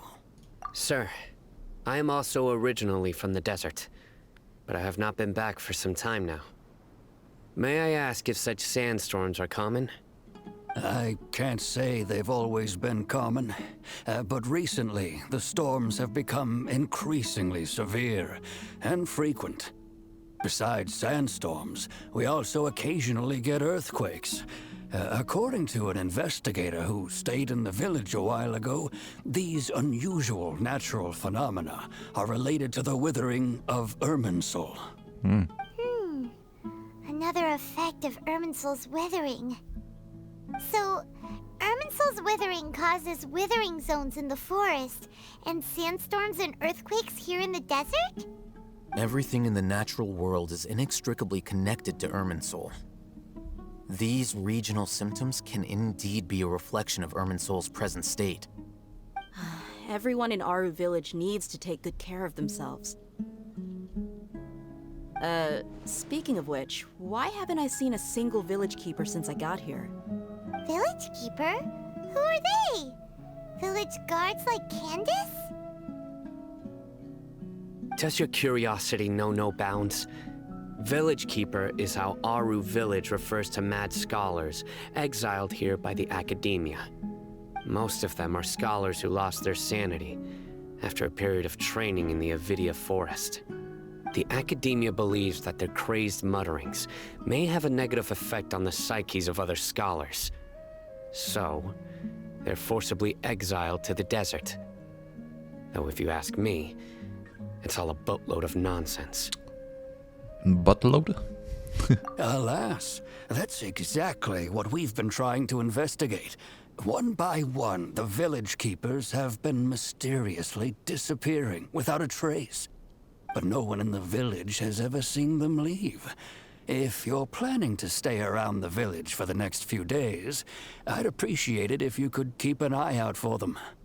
I've had encounters with those people in the past. I'll see what I can do to help. The Matra are the ones responsible for their exile. Now that you're no longer with them, are you trying to alleviate your guilt and atone for your past sins? I'm fascinated by how you think. Mock me if you will, but if you are guilty, I will eliminate you, regardless of my position or identity. Oh, you're the former General Mahamatra. You must be an expert in these kinds of investigations. Thank you for your help. Is it me or does Al-Haytham's speaking tone has kind of like changed or something? I swear when we met him in Port Ormos, he sounded like kind of this mysterious vibe, you know? Had this tone to him. Oh, I'm like very, you know, I'm freaking CIA of you know, of Sumer or something, or equivalent of that. Anyways, now he just sounds like he's a freaking Sherlock Holmes or smartass or something. I don't know. Is it because you're reminded of Hypatia? Oh, these poor scholars. First they lose their sanity, now this! We need to help get them back home, safe and sound. But, is it really a good idea to tag along with Sino? You seem like you really don't trust him. I'll be grateful for the assistance. No doubt you will do a better job than some of my former subordinates. Let's start by finding a spot to share what we know so far.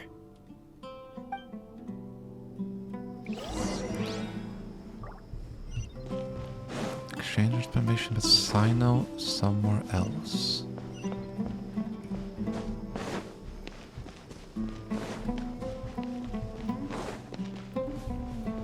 I'm excited to check out, you know, explore this desert area. Actually, it's a breath of, you know, fresh of new air, basically. Something different. I mean, you can see the green stuff in Mondstadt, for example, and starting I've sent Leo. myself into exile, I'm still doing essentially the same things as before. Do you still have any questions for me before we start our investigation? One of my former subordinates told me that this title has its origins in a strange incident. The Academia has long exiled mad scholars to Aru Village. A mysterious phenomenon exists here. When mad scholars first arrive, they are as incoherent and deranged as before. But after spending some time here, they invariably begin to calm down. Initially, the people of Aru Village greatly resented having to take in the mad scholars. But a strange incident one night changed that. Aru village was struck by the strongest earthquake in living memory. Seeing buildings on the verge of collapse all around him, the then chief of the village was preparing to take everyone to safety. Suddenly, he noticed a mad scholar crouching in a corner, caressing the ground with his hands. A soft, green light radiated from him, like a divine glow against the backdrop of night. Despite the powerful tremors that ripped through the ground that night, all the houses remained upright, almost as if they had grown roots reaching deep into the ground. In the end, not a single building collapsed, and no one was hurt. After that, the people of Aru village treated the mad scholars with greater kindness, and began to refer to them as the village keepers. The soft green light? A mad scholar protecting Aru village? What do you make of it, Traveler? Paimon thinks so too. Actually, Sino, do you know if any of the mad scholars continued to wear their Akasha terminals at Aru village? In theory, they would continue wearing them so the academia could still monitor their activities. With that said, the main Akasha system would no longer have any interaction with them. Oh, no wonder! Everything makes sense then! Add in the fact that they calmed down, it was probably Nahida who calmed them. If you are able to draw a conclusion from this one story alone, then it appears you possess much more information than I do. So, what do you make of the story?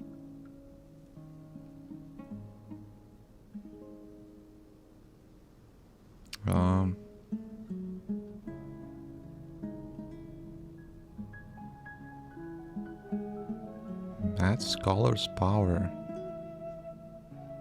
Does that even matter what I say? Really? Lesser Lord Kusanali. What? You don't believe us? Lesser Lord Kusanali was definitely using the Akasha to give her power to the mad scholars! No, it's not so much that I don't believe you. I'm just struck by your reasoning. Lesser Lord Kusanali, the current Dendro Archon, is she really active in Sumeru? The Academia has always placed far greater importance on the late Greater Lord Rukkhadevata. They've more or less ignored Lesser Lord Kusanali, and I've never had any reason to doubt their views. In addition, I've never heard any stories about Lesser Lord Kusanali and her deeds. To me, she might as well have been a god that never existed. No way! Nahida definitely exists! She's a... How should Paimon put it? She's a good Archon who's kind and wise. Even if she says weird stuff sometimes. I've spent many years interrogating criminals, so I can easily tell when someone is lying. Good! Then you should know that we're telling the truth. That look in your eyes. I've never seen that from a liar. You two really must have met Lesser Lord Kusanali. How can this be?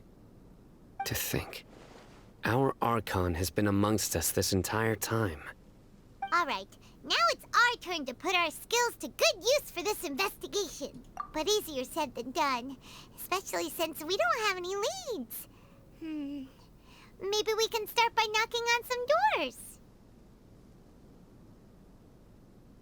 Excuse me, are you here to help me find my grandpa? Huh? Who are you? Hell. By the sounds of it, a resident of this village. My name is Isak. Oh, nice. You'll help me find my grandpa, right? No. Is your grandpa a mad scholar? Hey, don't say that. Grandpa is just Grandpa. Why do you have to call him that? It's not like he's a bad person or anything. The person you're referring to is not a local, yet you are. Why do you call him Grandpa? Grandpa is just Grandpa. He's my family. I heard everything you said to the village chief. Please, you gotta take me with you. I want to find my grandpa. I swear I'll help. I won't be a nuisance. Ah, so you're the one who was eavesdropping on us around the village chief's house. I was planning to go out and take care of whoever it was, but I had a vague feeling that they didn't harbor any ill intent. Whoa. Hatham wasn't kidding about Matra having sharp senses. Sino, he's just a kid. All he wants is to find his grandpa. Let's find a way to help him. Sorry, I was only listening in because I wanted to know where Grandpa went. Honest. If you don't believe me, you can ask Miss Candace. All right.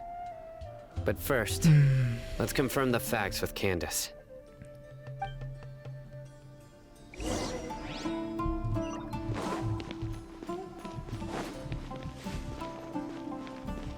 Grandma, is King Deshret really gonna come back from his death?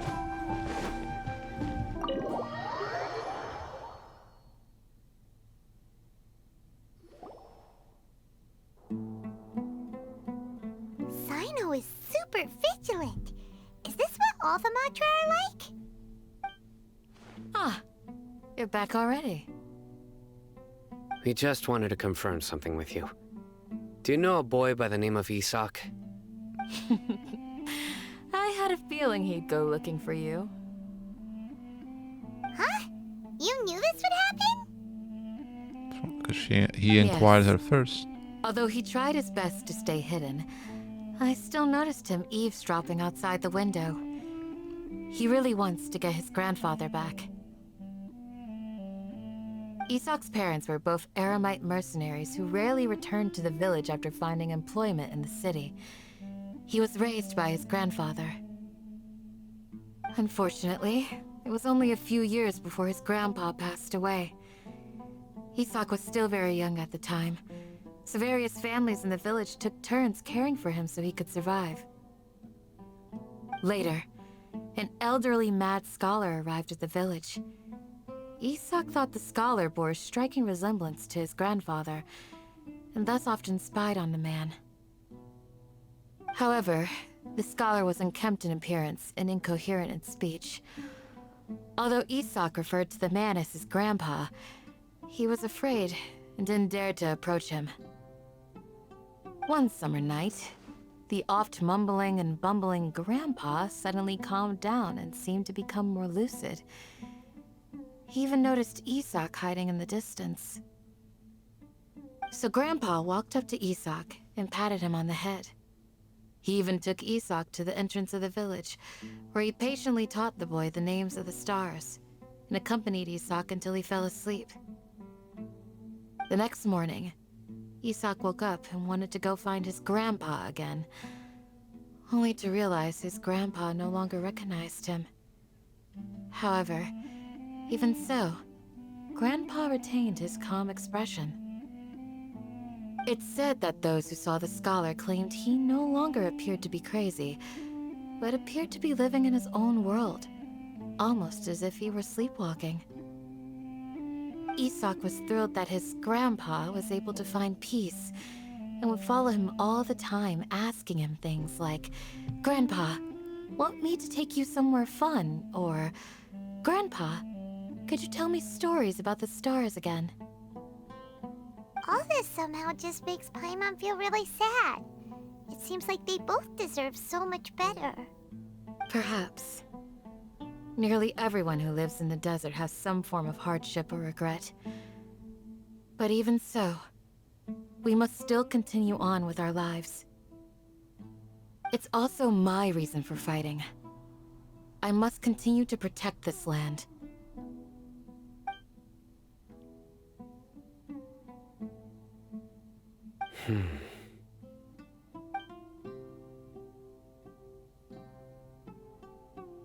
Maybe the people have always had a considerate god watching over them. Huh? What did you say, Sino? No, nothing. As long as Isak keeps his word and doesn't get in our way, we can take him along. Perhaps you are more compassionate than I gave you credit for. Please accept my thanks on Isak's behalf, Sino.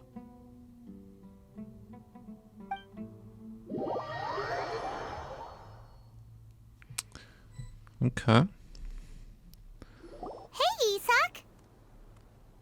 Oh, it's you guys! We've cleared everything up. Let's go find your grandpa. Really? Wow! Thank you so much! Yeah! Alright. Let's ask the local residents some questions first.